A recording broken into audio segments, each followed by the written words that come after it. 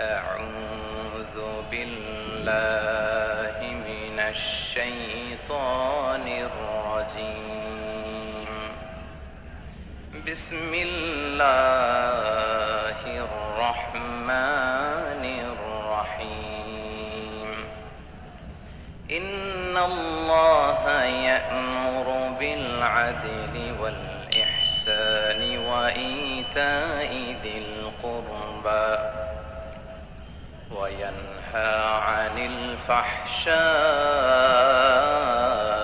والمنكر والبغي يعظكم لعلكم تذكرون إن الله وملائكته يصلون على النبي يا أيها الذين آمنوا صلوا عليه وسلموا تسليما اللهم صل على محمد وعلى آل محمد كما صليت على إبراهيم وعلى آل إبراهيم إنك حميد مجيد اللهم بارك على محمد وعلى آل محمد كما باركت على إبراهيم وعلى آل إبراهيم إنك حميد مجيد সকল প্রশংসার মালিককে সকল ক্ষমতার উৎসকে কেউ যেটা পারে না পারে কে কেউ যেটা দেখে না দেখে কে কেউ যেটা শোনে না শোনে কে সে আল্লাহ তাআলার দরবারে আমরা শুকরগুজার হচ্ছি সবাই পড়ে নিচ্ছি কালিমাতুশ শুকর আলহামদুলিল্লাহ প্রিয় চট্টলাবাসী গলা ছেড়ে দিয়ে আওয়াজ করে একসাথে সবাই পড়ুন রব্বানা লাকাল হামদ হামদান কাসীরান طيبا مباركا فيه يا ربي لك الحمد كما ينبغي لجلال وجهك وعظيم سلطانك لك الحمد بالإيمان لك الحمد بالإسلام لك الحمد بالقرآن আল্লাহ রাব্বুল ইজ্জা ওয়াল জালালের দরবারে শুকরিয়া জ্ঞাপনের পাশাপাশি আমি আজকের এই ঐতিহাসিক চট্টগ্রামের প্যারেড ময়দানে আয়োজিত 5 দিন ব্যাপী তাফসিরুল কোরআন মাহফিলের যারা সম্মানিত আয়োজক বৃন্দ ইসলামী সমাজ কল্যাণ পরিষদ চট্টগ্রামকে অন্তরের অন্তঃস্থল থেকে ধন্যবাদ এবং মোবারকবাদ জানাতে চাই যারা দীর্ঘ কয়েক মাস ব্যাপী অনেক কষ্ট করে অনেক ডিজাইন করে অনেক প্ল্যান প্রোগ্রাম করে এরকম চমৎকার একটি কোরআনের বাগানকে সাজিয়েছে আজকের এই প্রোগ্রামের সম্মানিত সভাপতি প্রধান অতিথি বিশেষ অতিথি মঞ্চে উপবিষ্ট উলামায়ে কেরাম কমিউনিটি লিডার্স চট্টগ্রামের বিভিন্ন পর্যায়ের বিভিন্ন দলের সামাজিক ধর্মীয় রাজনৈতিক নেতৃবৃন্দ ব্যবসায়ী ভাইয়েরা চাকরিজীবী ভাইয়েরা শ্রমজীবী ভাইয়েরা ছাত্র ভাইয়েরা পর্দার আড়ালে আমার মায়েরা এবং বোনেরা সাংবাদিক বন্ধুরা মিডিয়া কর্মী ইউটিউবার্স ভলান্টিয়ার্স আপনাদের সবাইকে অন্তরের অন্তঃস্থল থেকে শুভেচ্ছা জানাই মোবারকবাদ জানাই আপনারা সবাই কেমন আছেন সবাই ভালো আছেন সুস্থ আছেন দোয়া করি আল্লাহ তাআলা আপনাদের সবাইকে ভালো রাখুন সুস্থ রাখুন নিরাপদে রাখুন আমরা সবাই পড়ি আমিন সম্মানিত সুধী হযরতুল আল্লাম শহীদ মরহুম আল্লামা দেলওয়ার হোসেন সাঈদী রাহিমাহুল্লাহ ওনার স্মৃতি বিজড়িত আজকের এই ঐতিহাসিক প্যারেড ময়দানের তাফসিরুল কোরআনের প্রোগ্রামে সব আছে স্টেজ আছে শ্রোতা আছে প্যান্ডেল আছে মিডিয়া কভারেজ আছে কিন্তু আমাদের কলিজার টুকটাটা আমাদের মাঝে নাই আজকের এই প্রোগ্রামে আলোচক হয়ে এই চেয়ারে আমি না বসে ওই শ্রোতাদের কাতারে বসে যদি আমাদের আল্লামার নুরানি চেহারার দিকে তাকিয়ে ওয়াজ শুনতে পারতাম, আমাদের হৃদয়টা ঠান্ডা হয়ে যেত, আমাদের তৃষ্ণার্ত হৃদয় শান্ত হতো।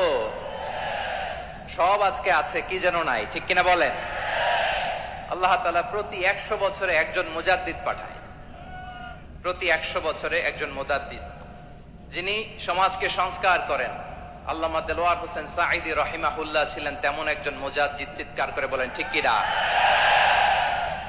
উনি শিরক বিদআতের আস্তানাকে তছনছ করে দিয়েছেন, তাওহীদের বাণীকে সমুন্নত করেছেন, গণমানুষের কাছে তাফসিরুল কোরআনকে জনপ্রিয় করেছেন। আজীবন আজীবন তিনি ইসলামকে বিজয়ী শক্তি হিসেবে দেখার স্বপ্ন দেখতেন। এত প্রাঞ্জল ভাষা, এত চমৎকার আধুনিক প্রেজেন্টেশন, গণমানুষের কাছে কোরআনের তাফসিরকে এভাবে জনপ্রিয় করে তোলার মতো ব্যক্তিত্ব আল্লামা সাঈদী ছাড়া দ্বিতীয় কেউ এই বাংলার ভূখণ্ডে নাই। এই যে তাফসিরুল কোরআন, এই যে টার্মিনোলজি, এই টার্মটাই উনি আসলে জনপ্রিয় করেছেন। আমরা আগে জানতাম না যে এভাবে তাফসির করা যায়, এভাবে scientific indications of the Holi কোরআনকে মানুষের কাছে পেশ করা যায়, এভাবে এত জীবন ঘনিষ্ঠ করে, এত ইন্টারেক্টিভ করে কোরআনের কথাগুলো মানুষের কাছে উপস্থাপন করা যায়। উনি অন্যায়ের বিরুদ্ধে সবসময় সোচ্চার ছিলেন, প্রতিবাদী কণ্ঠস্বর ছিলেন। ওনার আলোচনা শুনলে দেহের রক্ত টকবক করে ফুটতে থাকতো। আল্লাহু আকবার, আল্লাহু আকবার, আল্লাহু আকবার। He was a strong mouthpiece of Islamic revivalism. Islamic জাগরণের স্ট্রং মাউথপিস ছিলেন আল্লামা সাঈদী রাহিমাহুল্লাহ। অনেক দোয়া পেয়েছেন, আমরা পড়েছি, এমন জীবন তুমি করিবে গঠন, মরণে হাসিবে তুমি, কাঁদিবে ভুবন। গোটা বিশ্বকে তিনি কাঁদিয়েছেন। আল্লামা যখন ইন্তেকাল করলেন, আমি তখন মালয়েশিয়া থেকে যুক্তরাষ্ট্রে একটা কনফারেন্সে যোগ দিতে যাচ্ছি, কাতার এয়ারলাইন্সে। মালয়েশিয়া থেকে দোহাতে নামলাম। দোহায় যখন আমার ট্রানজিট, তখন শুনতে পেলাম যে আল্লামা বিদায় নিয়েছেন।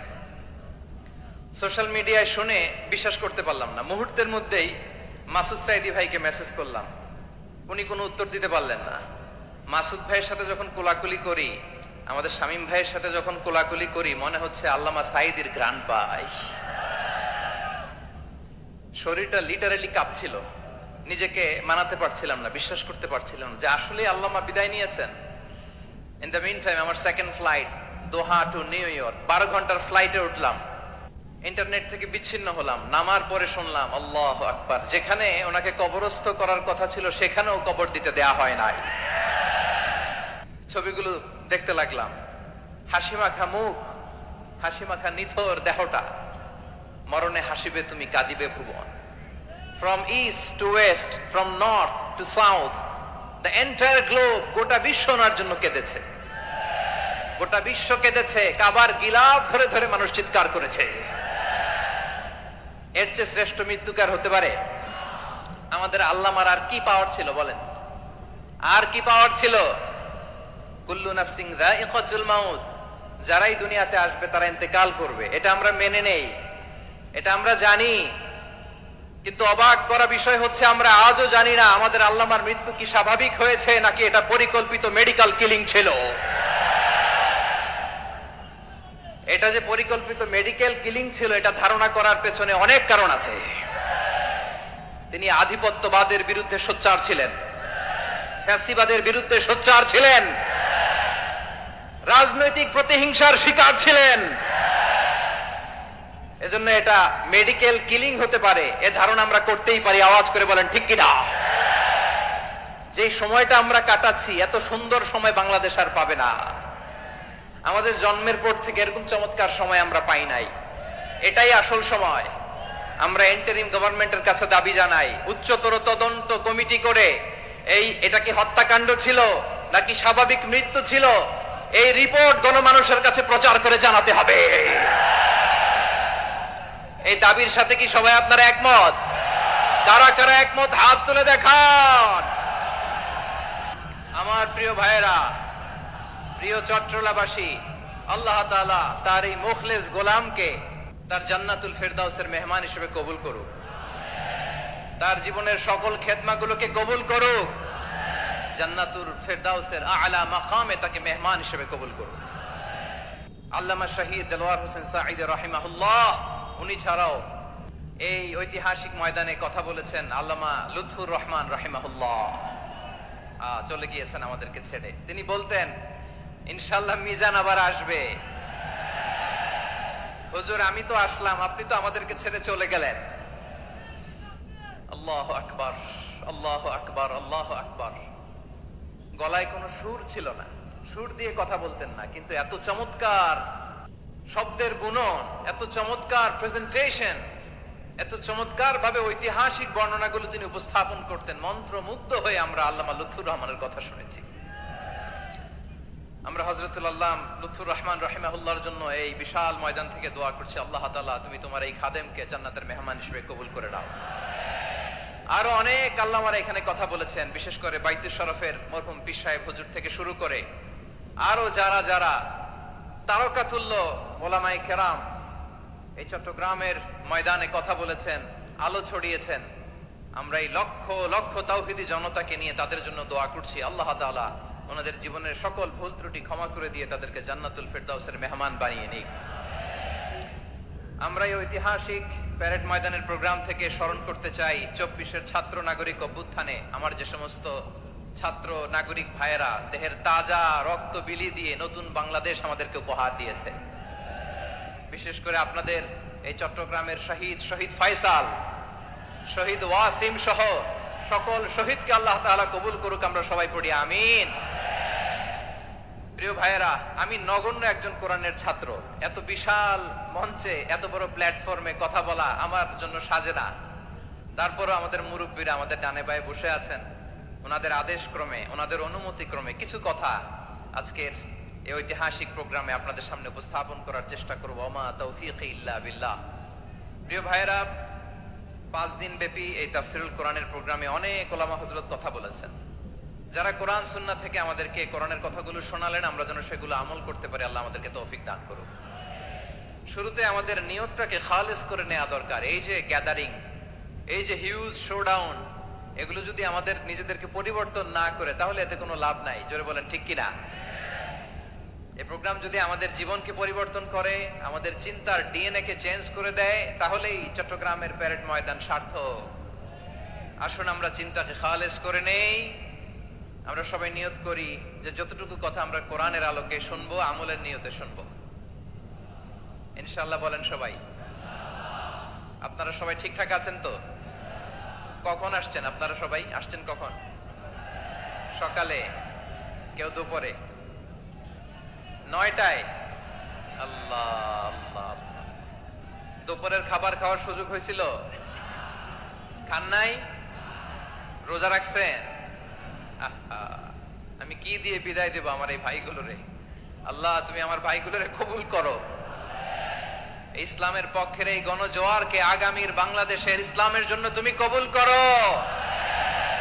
যেই ভালোবাসা ইসলামের জন্য হয়, যেই গণজোয়ার কোরআনের জন্য হয়, পৃথিবীর কোন শক্তি দিয়ে সেটাকে আটকানো যায় না। জোরে বলেন ঠিক কিনা?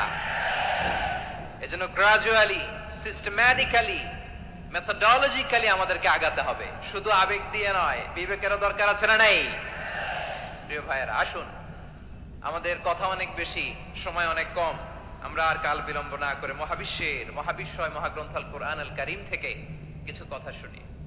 আমি যে টপিকটা নিয়ে আজকের ঐতিহাসিক চট্টগ্রামের প্যারেড ময়দানের তাফসীরুল কোরআন প্রোগ্রামে আলোচনা করব, সেটা হচ্ছে সূরাতু আন-নাহলের 90 নম্বর আয়াত নিয়ে কিছু কথা আমরা উপস্থাপন করবার চেষ্টা করব ইনশাআল্লাহ। আমার খুতবার শুরুতেই আপনারা মোটামুটি আন্দাজ করে ফেলেছেন যে আমি কি নিয়ে আলোচনা করব, কারণ যে আয়াতটি আমি তেলাওয়াত করেছি এই আয়াতটি প্রায়শই এই ভূখণ্ডে, এই বাংলাদেশে জুমার দিনে খতিব সাহেবরা দ্বিতীয় খুতবা শেষের দিকে পড়ে না? কি কমন পড়ছে? ইন্নাল্লাহা ইয়া'মুরু বিল আদলি ওয়াল ইহসান ওয়া ইতা'i যিল কুরবা ওয়া ইয়ানহা আনিল ফাহশাই ওয়াল মুনকারি ওয়াল বাগি ইয়া'iদুকুম লা'আল্লাকুম তাযাক্কারুন। মুখস্থ আছে না সবার? আসুন আমরা এই আয়াতের সরল অর্থ, এর মর্মবাণী, এর সংক্ষিপ্ত তাফসীর সবাই মিলে আজকের এই প্রোগ্রাম থেকে উদ্ধার করার চেষ্টা করি। আপনারা মনোযোগী আছেন তো? ইনশাআল্লাহ। এই আয়াতটা অনেক কম্প্রিহেন্সিভ একটা আয়াত। সাইয়েদনা আব্দুল্লাহ ইবনে মাসউদ রাদিয়াল্লাহু তাআলা আনহু উনি বলেছেন, ইন্নাহা মিন আজমাই আয়াতিল কুরআন, এটা কোরআনের সবচেয়ে জামে মানে আয়াত। যদিও ছোট্ট আয়াত, অল্প কিছু কথামালা, কিন্তু তিনি বলতেন এটা কোরআনের সবচাইতে জামে মানে সবচেয়ে কম্প্রিহেন্সিভ একটা আয়াত, যেখানে কথা কম, শব্দ কম, কিন্তু এটার দোতনা, এটার আবেদন, এটার মিনিং অনেক বেশি। সুবহানাল্লাহ। এই আয়াতে আল্লাহ তাআলা বেসিক্যালি আমাদেরকে তিনটা বিষয়ে আদেশ করেছেন আর তিনটা বিষয়ে বারণ করেছেন, মানে নিষেধ করেছেন। আওয়াজ করে বলুন, আদেশ করেছেন কয়টা? প্রিয় চট্টলার ভাইয়েরা, আমার মতো এই যে 3 আঙ্গুল উঁচু করে বলেন, আদেশ করেছেন কয়টা? আবার নিষেধও কয়টা? মানবো তো আমরা ইনশাআল্লাহ? বলেন সবাই। 3 do's and 3 don'ts, do's and don'ts, 3টা আদেশ, 3টা নিষেধ। এই 3টা আদেশ আর 3টা নিষেধের ভেতরে আল্লাহ তাআলা গোটা ইসলামী শরিয়ার মূল নির্যাসকে ঢুকিয়ে দিয়েছেন। সুবহানাল্লাহ। এই ছোট্ট একটা আয়াতে গোটা ইসলামী শরিয়ার, the gist, the cream of the creams, গোটা ইসলামী শরিয়ার মূল নির্যাসকে আল্লাহ ঢুকিয়ে দিয়েছেন। 3টা আদেশ আর 3টা নিষেধ। আসুন আমরা সরাসরি কোরআন থেকে শুনি। সবাই পড়ুন, আউযু বিল্লাহি মিনাশ শাইতানির রাজীম, বিসমিল্লাহির রাহমানির রাহিম, ইন্নাল্লাহা ইয়া'মুরু বিল আদলি ওয়াল ইহসানি ওয়া ইতাই যিল কুরবা وينهى عن الفحشاء والمنكر والبغي يعظكم لعلكم تذكرون।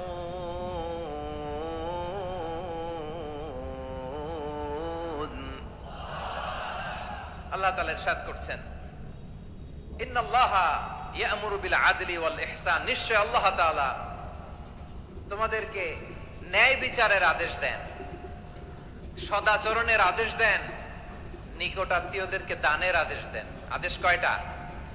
আওয়াজ করে সবাই বলুন তো কয়টা? নিশ্চয় আল্লাহ তাআলা তোমাদেরকে ন্যায় বিচারের আদেশ দেন, সদাচরণের আদেশ দেন, তিনি তোমাদের নিকটাত্মীয়দেরকে দানের আদেশ দেন, আর তিনি তোমাদেরকে অশ্লীলতা থেকে নিষেধ করেন, মন্দ কাজ থেকে নিষেধ করেন, অবাধ্যতা সীমা লঙ্ঘন থেকে নিষেধ করেন। তিনি তোমাদেরকে উপদেশ দেন যাতে তোমরা শিক্ষা গ্রহণ করো। সুবহানাল্লাহ। উপদেশ দিচ্ছে স্বয়ং কে? 3টা জিনিসের আদেশ। ইয়া'মুরু বিল আদল, সুবিচার, ন্যায় বিচারের আদেশ তিনি দেন। ইহসানের আদেশ দেন, যাতে আমরা ইহসান করি, একে অপরের প্রতি সুবিচার করি, মহানুভবতা দেখায়, অনুগ্রহ দেখায়, আর নিকট আত্মীয়দেরকে যেন আমরা দান করি। এই 3টা আদেশ তিনি দিয়েছেন। আর কোন 3টা জিনিস থেকে তিনি বারণ করেছেন? অশ্লীলতা, ফাহশা, মুনকার, মানে সব মন্দ আর অসৎ কাজ, এগুলো থেকে তিনি আমাদেরকে বারণ করেন। ওয়াল বাগি, অবাধ্যতা, সীমা লঙ্ঘন, এই 3টা কাজ থেকে তিনি আমাদেরকে বারণ করেন। তিনি আমাদেরকে উপদেশ দেন, স্বয়ং আল্লাহ তাআলা আমাদেরকে উপদেশ দেন যাতে করে আমরা শিক্ষা গ্রহণ করি। সুবহানাল্লাহ পড়ে। তাহলে আসুন আমরা ধরে ধরে একটা একটা করে সামনের দিকে আগাই। আল্লাহ তাআলা প্রথমে আমাদেরকে আদেশ দিয়েছেন আদালের, ইন্নাল্লাহা ইয়া'মুরু বিল আদল। আওয়াজ করে বলুন আল আদাল। সবাই পড়ুন আল আদাল। আমরা উর্দু জানি, হিন্দি জানি, অনেকে ইংরেজিও জানি, কিন্তু আরবি শব্দগুলো আমাদের মুখ দিয়ে বেরোতে চায় না। আওয়াজ করে বলুন আল আদাল। মাশাআল্লাহ। ইন্নাল্লাহা ইয়া'মুরু বিল আদল। আল্লাহ তাআলা আমাদেরকে আদলের আদেশ দেন। আদল অনেকে না বুঝলেও আদালত শব্দটা বুঝবেন। আদালত, আদালত, আদালত বুঝেন না? যেখানে বিচার কার্যের ফয়সালা করা হয়, কোর্ট কাচারি, আদালত, এটা তো ভেরি কমন। এটা শুনছেন না সবাই? আদালত, যেখানে ন্যায় বিচার হবে, সুশাসন হবে। কিন্তু ভাগ্যের কি নির্মম পরিহাস, ওখান থেকে মিথ্যা সাক্ষী দিয়ে মনমতো রায় দিয়ে দেয়া হয়। এগুলোর পরিবর্তন হওয়ার দরকার আছে না নাই? প্রিয় ভাইয়েরা, আদালত, আল আদল, ইংরেজিতে বলে জাস্টিস, ন্যায় বিচার, সুবিচার, সুশাসন, জাস্টিস, আল আদাল।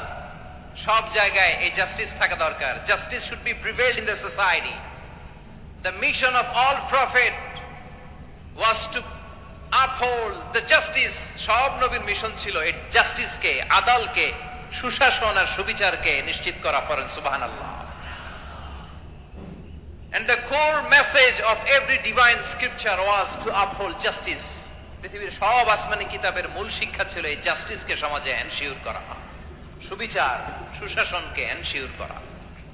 তাহলে প্রিয় ভাইরা, আমরা বুঝতে পারলাম আল আদ শব্দের মানে হচ্ছে ইনসাফ বা সুবিচার বা ন্যায় বিচার। এটা হচ্ছে একটা general meaning, very general meaning.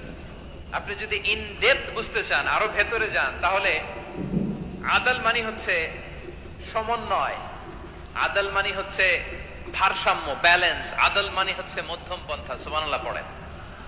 কারণ সব সময় সমান সমান হইলেই সুবিচার হয় না। কথা কি বুঝতেছেন? ইসলামের দ্য কনসেপ্ট অফ আদাল, এটা এমন আদাল, এটা সব সময় সমান সমান নয়।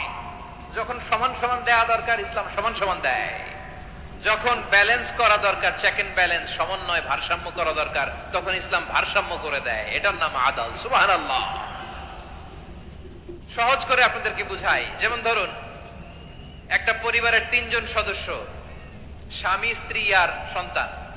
তাদের সকালবেলার ব্রেকফাস্টে, স্বামীর সকালের নাস্তায় স্বামীর 3টা রুটি লাগে, স্ত্রীর 2টা লাগে, আর সন্তানের 1টা রুটি লাগে। এখন আমি যদি সমান সমান করে আদল করতে চাই, সবাইকে যদি 3টা করে রুটি দেই, তাহলে স্বামী বেচারার জন্য ঠিক আছে? কি বলেন? কথা কি বুঝতেছেন না কষ্ট হয়ে যাচ্ছে? যদি সমান সমানের নিয়মে আগাই, তাহলে 3টা করে যদি রুটি দেই, স্বামীর জন্য ওকে, কিন্তু স্ত্রীর জন্য 1টা বেশি হয়ে যায়। আর সন্তানের জন্য কয়টা বেশি হয়? আচ্ছা, এই তো বুঝতেছেন, মাশাআল্লাহ। আচ্ছা, 2টা করে যদি সবাই দেই সমান সমান নীতিতে, তাহলে স্ত্রীর জন্য, স্ত্রী বেচারির জন্য ঠিক আছে, কিন্তু স্বামীর কয়টা কম পড়ে? আর সন্তানের বেশি হয়ে যায় কয়টা? আচ্ছা, সমান সমান নীতিতে সবাইকে যদি সকালের নাস্তার জন্য 1টা করে রুটি দেই, সন্তানের জন্য ঠিক আছে, কিন্তু স্ত্রী বেচারির কম পড়ে কয়টা?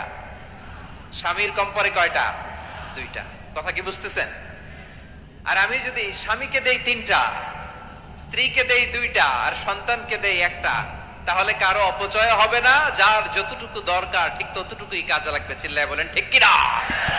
এটাই হচ্ছে ইসলামের আদাল, যেখানে যার যতটুকু দরকার তাকে সেখানে ঠিক ততটুকু দিয়ে দেওয়ার নামই হচ্ছে আদাল। চিল্লায় পড়েন আল্লাহু আকবার।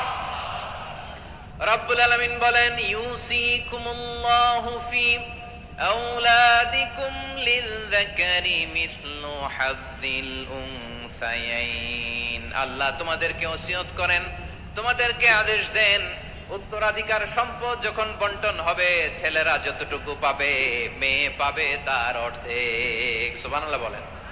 দেখেন, ছেলে যতদূর, মেয়ে অর্ধেক। ছেলে ডবল পাবে। আপাত দৃষ্টিতে মনে হয় এখানে অবিচার হয়েছে, কিন্তু আসলে কি অবিচার হয়েছে? আপনি বিয়ের ক্ষেত্রে যান, ওইখানে আবার ছেলে মোহরানা দেয়, মেয়ে সেখানে মোহরানা পায়। তাহলে চেক এন্ড ব্যালেন্স, ভারসাম্য, ব্যালেন্স, মধ্যম পন্থা এখানে আছে না নাই? এটাই হচ্ছে ইসলামের আদল। আল্লাহ তাআলা এই আদলের আদেশ দিয়েছেন, সুবিচার, ন্যায় বিচার, সুশাসন এবং ভারসাম্যের আদেশ দিয়েছেন। প্রিয় ভাইয়েরা, একটি শান্তিময় সমাজ, একটা সমৃদ্ধ সমাজ, একটা মানবিক সমাজ যদি আমরা পেতে চাই, এই আয়াতের মধ্যে যতগুলো পয়েন্ট আছে সবগুলোর বাস্তবায়ন লাগবে। কথা বুঝতে পেরেছেন? বলেন, আওয়াজ করে বলেন, আমরা একটা শান্তির সমাজ চাই কি চাই না? আমরা একটা সমৃদ্ধ বাংলাদেশ চাই কি চাই না? আমরা একটা মানবিক বাংলাদেশ চাই কি চাই না? এই আয়াতে আল্লাহ তাআলা একটা মানবিক সমাজের রূপরেখা টেনেছেন। তার প্রথম কথা হচ্ছে, ইন্নাল্লাহা ইয়ামুরু বিল আদল। আল্লাহ তাআলা তোমাদেরকে আদলের নির্দেশনা দেয়, সুবিচার, সুশাসনের নির্দেশনা দেয়। যে সমাজে আদল থাকে না, সেই সমাজে জুলুম মানুষের ঘাড়ে চেপে বসে। আদলের বিপরীত হচ্ছে জুলুম। আদলের বিপরীত কি? জুলুম বা জাওর, অত্যাচার, অবিচার, বৈষম্য। এই যে বৈষম্য বিরোধী ছাত্র আন্দোলন কেমন পড়ছে? এই যে একজন সমন্বয়ক তো দেখা করলো আমার সাথে। জুলুম মানে হচ্ছে বৈষম্য। বৈষম্যের স্থান ইসলামে নাই, অবিচারের স্থান ইসলামে নাই, জুলুমের স্থান ইসলামে নাই। আল্লাহ তাআলা বলেন যে আমি জুলুমকে নিজের জন্য হারাম করেছি এবং তোমাদের জন্য হারাম করেছি। বিশ্বনবী ফরমান, আল্লাহ তাআলা বলেন হাদিসে কুদসিতে, ইয়া ইবাদি ইন্নী হারামতুয যুলমা আলা নাফসি ওয়া জাআলতুহু বাইনাকুম মুহাররামান ফালা তাযালামু। আমার গোলামেরা শোনো, নিশ্চয়ই আমি আল্লাহ তাআলা জুলুমকে আমি আমার উপরে হারাম করেছি, অনুরূপভাবে জুলুম করাকে তোমাদের উপরেও হারাম করেছি। ফলে ফালা তাযালামু, তোমরা একে অপরের সাথে জুলুম করো না। নির্দেশনাটা কার? খবরদার, জুলুমের সাথে আমাদের কোনো সম্পর্ক নাই। আল্লাহ তাআলা আদলের আদেশ দিয়েছেন, আদালতের আদেশ দিয়েছেন, সুশাসনের, ন্যায় বিচারের আদেশ দিয়েছেন। ইন্নাল্লাহা ইয়ামুরু বিল আদল, আমাদেরকে আদল প্রতিষ্ঠা করতে হবে। জুলুমের সাথে ইসলামের কোনো সম্পর্ক নাই। আল্লাহ তাআলা জালিমদের জন্য কঠিন শাস্তি প্রস্তুত করে রেখেছেন। যারা এই আদলকে ভুলুণ্ঠিত করে জুলুমের রাস্তায় হাঁটতে চায়, তাদের প্রাপ্য কিয়ামতের ময়দানে বুঝিয়ে দিবে কে? আল্লাহ তাআলা তাদের প্রাপ্যকে বুঝিয়ে দিবেন। এজন্য বিশ্বনবী বলে, খবরদার, তোমরা ইনসাফ করবে, আদল করবে, জুলুম করবে না। আয-যুলমু যুলুমাতুন ইয়াউমাল কিয়ামা, জুলুম কিয়ামতের দিন অন্ধকার হয়ে জালিমের ঘাড়ে চেপে বসবে। আবার বিশ্বনবী বলতেন, ইত্তাকি দাওয়াতাল মাজলুম, খবরদার, তোমরা মজলুমের কান্নাকে ভয় করো। ফাইন্নাহু লাইসা বাইনাহু ওয়া বাইনাল্লাহি হিজাব, কেননা মজলুমের কান্নার মাঝে আর আল্লাহর আরশের মাঝে কোনো পর্দা থাকে না। বিশ্বাস হয়? এই কথা বিশ্বাস হয়? এর জলজ্যান্ত প্রমাণ তো আমরা নিজেরাই দেখলাম। হ্যাঁ, মজলুমের কান্না ফুলে ফেপে মহিরুহ হয়ে, পাহাড়ের মতো হয়ে, বিস্ফোরিত হয়ে জালিমের মসনদকে ছারখার করে দিয়েছে। এর প্রমাণ তো আমরা নিজেরাই তো দেখলাম। জালিমের পরিণতি কি হয় আমরা জীবদ্দশাই তো দেখলাম। এমনও কোন জুলুম নাই যে হয় নাই, ঠিক কিনা বলেন? আহারে জুলুম, আহারে জুলুম। রিসেন্টলি আয়না ঘরের কিছু ছবি প্রকাশিত হয়েছে সোশ্যাল মিডিয়ায়, দেখেছেন আপনারা? হ্যাঁ, ছোট্ট একটা জায়গা, স্বাধীন মানুষকে প্রাণীর মতো, পাখির মতো খাঁচায় বন্দি করে রেখেছে। কখন দিন কখন রাত কিচ্ছু জানে না, কখন দিন কখন রাত কিছু জানে না। বছরের পর বছর কেটে গিয়েছে। এক্সট্রা জুডিশিয়াল কিলিং এর কোনো হিসাব নাই। বিচার বহির্ভূত হত্যা, এনফোর্স ডিসঅ্যাপিয়ারেন্স, গুম, যেটা সবচাইতে বড় মানবতা বিরোধী অপরাধ। কত মানুষ যে গুম হয়েছে তার কোনো ইয়ত্তা নাই। যেই ফ্যামিলির সদস্য গুম হয়েছে, তারা কি ওই লোকটার জন্য মাগফিরাতের দোয়া করবে নাকি সুস্বাস্থ্যের দোয়া করবে তারা নিজেরাও জানতো না। কারণ জানে না ও বেঁচে আছে না মরে গেছে।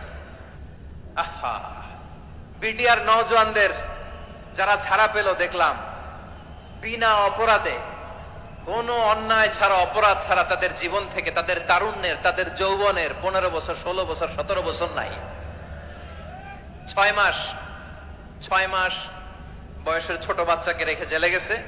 6 মাসের মেয়ে বেরোয় দেখে মেয়ের বয়স 17 বছর। মেয়ে বাবারে চিনে না, বাবা মেয়েরে চিনে না।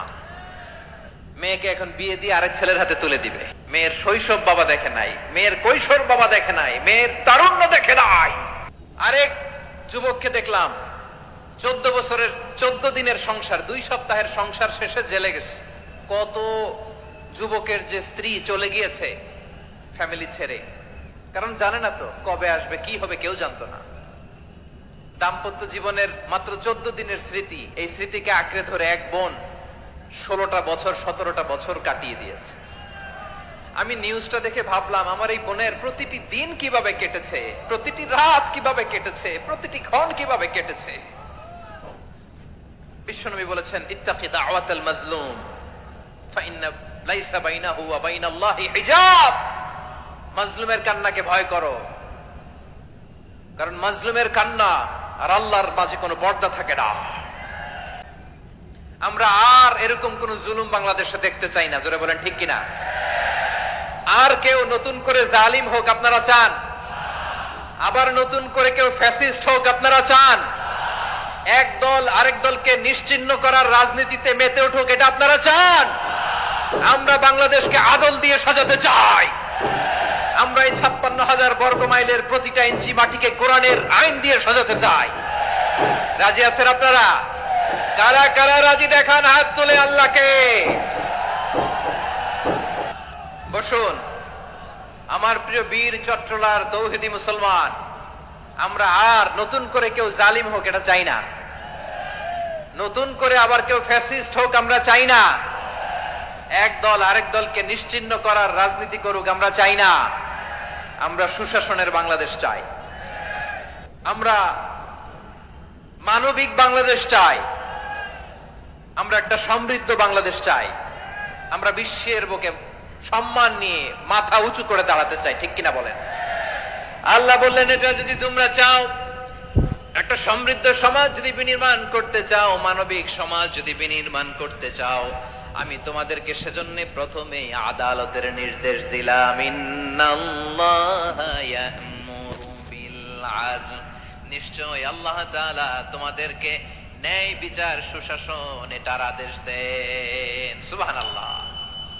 আদাল, ন্যায় বিচারের আদেশ আল্লাহ তাআলা কোরআনের বিভিন্ন আয়াতে দিয়েছেন। আল্লাহ তাআলা বলছেন, ইন্নাল্লাহা يأمركم أن تؤدوا الأمانات إلى أهلها وإذا حكمتم بين الناس أن تحكموا بالعدل إن الله نعم ما يعظكم به إن الله كان سميعا بصيرا। আল্লাহ তাআলা বললেন, আল্লাহ আদেশ দিচ্ছেন, যে ব্যক্তি আমানতের হকদার তার হাতে তোমরা আমানত পৌঁছে দাও, আর যখন তোমরা বিচার কার্য করবে, বিচার ফয়সালা করবে, আদালতের সাথে করো। সুবহানাল্লাহ বলেন। ওয়া ইযা হাকামতুম বাইনান নাসি আন তাহকুমু বিল আদল, আদালতের সাথে করবা। আল্লাহ তাআলা বলেন, যারা জাজ হবে, বিচারক হবে, তাদের যদি বাদী বিবাদীর কারোর সাথে শত্রুতা থাকে, কারোর সাথে যদি কোনো ধরনের রেষারেষি থাকে, আল্লাহ বলেন বিচার কার্য করতে যে ওই শত্রুতা রেষারেষির কারণে আদালতের বাইরে যে অবিচার করে বিচার করো না। ওয়ালা ইয়াজরিমান্নাকুম শানাআনু কওমিন আলা আল্লা তা'দিলু ই'দিলু হুয়া আকরাবু লিত-তাকওয়া ওয়াত্তাকুল্লাহা ইন্নাল্লাহা খাবীরুম বিমা তা'মালুন। খবরদার, কোন জাতির প্রতি, কোন গোষ্ঠীর প্রতি, কোন গোত্রের প্রতি আক্রোশ যেন তোমাদেরকে ন্যায় বিচার থেকে দূরে সরিয়ে না দেয়, বরং আমি আল্লাহর আদেশ হলো ই'দিলু, তোমরা আদল করো, ন্যায় বিচার করো, সুবিচার করো, সুশাসন প্রতিষ্ঠা করো। হুয়া আকরাবু লিত-তাকওয়া, এটাই তাকওয়ার সবচেয়ে কাছাকাছি। সুবহানাল্লাহ বলেন। কোরআনের বিভিন্ন আয়াতে আল্লাহ তাআলা স্পেসিফিকলি ধরে ধরে বিচার করার সময় আমরা যেন আদাল করি সেটা বলেছেন। কোরআনের কোন কোন জায়গায় আল্লাহ তাআলা এই আল আদল শব্দটা ব্যবহার করেছেন। আবার একই জিনিস ইনসাফ, সুবিচার, সুশাসন, ন্যায় বিচার, ন্যায় পরায়ণতা বুঝাতে আল্লাহ তাআলা কখনো কখনো আল কিসত শব্দটা ব্যবহার করেছেন। আওয়াজ করে সবাই বলুন আল কিসত। প্রিয় ভাইরা, সবাই আওয়াজ করে আমার সাথে সাথে বলুন আল কিসত। আল্লাহ তাআলা বলেন, ওয়া ইন হাকামতা ফাহকুম বাইনাহুম বিল কিসত ইন্নাল্লাহা ইউহিব্বুল মুকসিতিন। যখন তুমি বিচার করবে, বিশ্বনবীকে উদ্দেশ্য করে অ্যাড্রেস করে বললেন, নবী হে, ইহুদিরা কোনো বিষয়ে মীমাংসার জন্য যদি আপনার দরবারে আসে, যদি বিচার করতে হয়, খবরদার অবিচার করবেন না। ফয়সালা যেটা করবেন কিসতের সাথে করবেন, ন্যায় পরায়ণতার সাথে করবেন, কারণ ইন্নাল্লাহা ইউহিব্বুল মুকসিতিন, নিশ্চয় আল্লাহ রাব্বুল ইজ্জাত ন্যায় পরায়ণশীলদেরকে বড্ড ভালোবাসেন। সুবহানাল্লাহ বলেন। ন্যায় পরায়ণ লোকদেরকে আল্লাহ তাআলা বড্ড ভালোবাসেন। অন্য আয়াতে আল্লাহ তাআলা বলছেন, وَنَضَعُ الْمَوَازِينَ الْقِسْطَ لِيَوْمِ الْقِيَامَةِ فَلَا تُظْلَمُ نَفْسٌ شَيْئًا। আমি কিয়ামতের দিন ন্যায় পরায়ণতার মানদণ্ড স্থাপন করব, যেটাকে আমরা মিজানের পাল্লা বলি। আল্লাহ বলেন, ন্যায় বিচারের মানদণ্ড কিয়ামতের ময়দানে আমি আল্লাহ স্থাপন করব। সেদিন কারো প্রতি বিন্দু পরিমাণ, এক চুল পরিমাণ অবিচার করা হবে না, কোনো অবিচার করা হবে না। সেদিন সুশাসন হবে, সুবিচার হবে, ন্যায় পরায়ণতার সাথে বিচার হবে। আওয়াজ করে পড়েন আল্লাহু আকবার। তাহলে প্রিয় ভাইরা, যে তিনটি বিষয়ে আল্লাহ তাআলা আমাদেরকে আদেশ দিয়েছেন, তার প্রথমটা হচ্ছে আদালত, ইনসাফ, সুবিচার, ন্যায় বিচার। এটা আমরা চাই কি চাই না? বিশ্বনবী ন্যায় বিচার, ন্যায় পরায়ণতা, সুশাসন প্রতিষ্ঠিত করেন কি করেন নাই? আপনারা বিশ্বনবীর সিরাত যারা পড়েছেন, আপনি দেখবেন বিশ্বনবীর সিরাতের পরতে পরতে, বাঁকে বাঁকে, সিরাতের বাঁকে বাঁকে এই আদালতের নমুনা মেলে। সুবহানাল্লাহ বলেন। ছোট্ট একটা নমুনা রাসূল সাল্লাল্লাহু আলাইহি ওয়াসাল্লামের আসসিরা আল আতরা থেকে ছোট্ট একটা নমুনা আপনাদের খেদমতে এখানে উপস্থাপন করি। বিশ্বনবী সাল্লাল্লাহু আলাইহি ওয়াসাল্লাম মক্কা বিজয় করলেন ৮ম হিজরিতে। মক্কা বিজয় শেষে তিনি কয়েক সপ্তাহ মক্কাতে অবস্থান করলেন। ইন দ্য মিন টাইম মক্কার একটা ভেরি প্রেস্টিজিয়াস এন্ড ডিগনিফাইড ফ্যামিলির নারী চুরিতে ধরা পড়ল। কিসে ধরা পড়ল? সবাই বলেন কিসে? আমাদের সমাজে আসেনি এটা? আছে? ছোট না বড়? হ্যাঁ, হিসাব করে শেষ করা যায় না। ৩.৫ লাখ কোটি টাকা নাই উন্নয়ন প্রকল্পের নামে। উন্নয়ন প্রকল্পের নামে ৩.৫ লাখ কোটি টাকা নাই। ৩.৫ লাখ কোটি টাকা লিখতে পারবেন আপনি? এক টানে লিখতে পারবেন? বুঝতেছেন কত বড় সংখ্যা? বনু মাখজুমিয়া গোত্রের এক নারী মক্কায় চুরিতে ধরা পড়ল। বলেন তো চুরি করলে বিধান কি? কি কাটতে হবে? চুরির বিধান হলো হাত কেটে দাও। তাও সেটা গোপনে নয়, প্রকাশ্যে জনসম্মুখে হাত কেটে দাও। বনু মাখজুমিয়া গোত্রের নারী যখন চুরিতে ধরা পড়লো, সাহাবারা চিন্তায় পড়ে গেলেন। সবেমাত্র মক্কার লোকেরা কালিমা পড়ে মুসলমান হয়েছে, ইসলামের আইন কানুন তেমন জানে না, ইসলামী শরিয়ার সাথে বেশি পরিচিত নয়। এখন যদি বিশ্বনবী চুরির যেই বিধান এটা যদি কায়েম করে হাত যদি কেটে দেয়, না জানি মক্কার লোকেরা আবার বিগড়ে যায়, না জানি মক্কার লোকেরা আবার মুরতাদ হয়ে যায়, না জানি মক্কার লোকেরা ইসলাম থেকে দূরে সরে যায়। চলো চলো, সাহাবীরা মিলে পরামর্শ করলেন, চলো বিশ্বনবীর কাছে যে বলি, ও নবী, শুধু কেবলমাত্র একমাত্র এই নারীর জন্য চুরির হাত কাটার বিধানটা আপনি একটু থামিয়ে দেন। চুরির হাত কাটার যে বিধান এখানে একটু রহিত করে দেন, বাকিগুলা কইরেন মদিনাতে যে চলবে, কিন্তু মক্কায় এবারের জন্য মাফ করে দেন। কিন্তু কে বলবে? এই যে পরামর্শ, সাজেশন, এটা কে দিবে বিশ্বনবীর কাছে? সাহাবারা চিন্তায় পড়ে গেলেন। আল্লাহর নবীর সামনে দাঁড়িয়ে আল্লাহর দেয়া হুদুদ, আল্লাহর দেয়া বিধান থামিয়ে দেওয়া, মাফ করে দেওয়া, এই কথা বিশ্বনবীর সামনে বলার সাহস তো কেউ রাখে না। কেউ কেউ বলল, বিশ্বনবীর পালক পুত্র যায়েদ বিন হারেসার সন্তান উসামারে বিশ্বনবী নাতির মতো আদর করে, বড্ড বেশি ভালোবাসে উসামারে। এজন্য সাহাবারা উসামাকে বলতো হিব্বু রাসূলিল্লাহ, বিশ্বনবীর ভালোবাসা। কি বলতো? সাহাবীরা বললেন, বিশ্বনবীর ভালোবাসা হিব্বু রাসূলিল্লাহ, উসামারে পাঠাও। উসামারে বিশ্বনবী নাতির মতো স্নেহ করে, মায়া করে, ভালোবাসে। আমরা পারবো না, উসামা পারবে। সবাই মিলে ফুলিয়ে ফুসিয়ে ওসামাকে, ছোট্ট ওসামাকে রাজি করালো। ওসামা, এমন এমন কথা যে তুমি বিশ্বনবীর কাছে বলতে হবে, পারবা নাকি? ওসামা বলে, পারবো। সাইয়েদনা ওসামা রাদিয়াল্লাহু তাআলা আনহু তরুণ সাহাবী বিশ্বনবীর কাছে গেলেন, যে বললেন, নবী, বনু মাখজুমিয়া গোত্রের এক নারী চুরিতে ধরা পড়েছে, এবারের জন্য কি এই মহিলাটারে মাফ করে দিলে হয় না? এবারের জন্য একটু ক্ষমা করা যায় না নবী? বিশ্বনবী বলেন, আতাশফাউ ফি হাদ্দিম মিন হুদুদিল্লাহ, তোমার এত বড় সাহস উসামা, তুমি আল্লাহর হাত, আল্লাহর দেয়া বিধান, এটার ব্যাপারে সুপারিশ করতে এসেছো? তোমরা কি জানো তোমাদের আগে যত কওম, যত গোত্র, যত জনপদ ধ্বংস হয়েছে, তার কারণ ছিল তাদের মধ্যে গরিবরা অন্যায় করলে তারা বিচার করত, আর ধনীরা অন্যায় করলে তারা মাফ করে দিত। খবরদার! ওয়া আইমুল্লাহ লাউ আন্না ফাতিমাতা বিনতি মুহাম্মাদিন সারাকাত লাকাতা মুহাম্মাদুন ইয়াদাহা।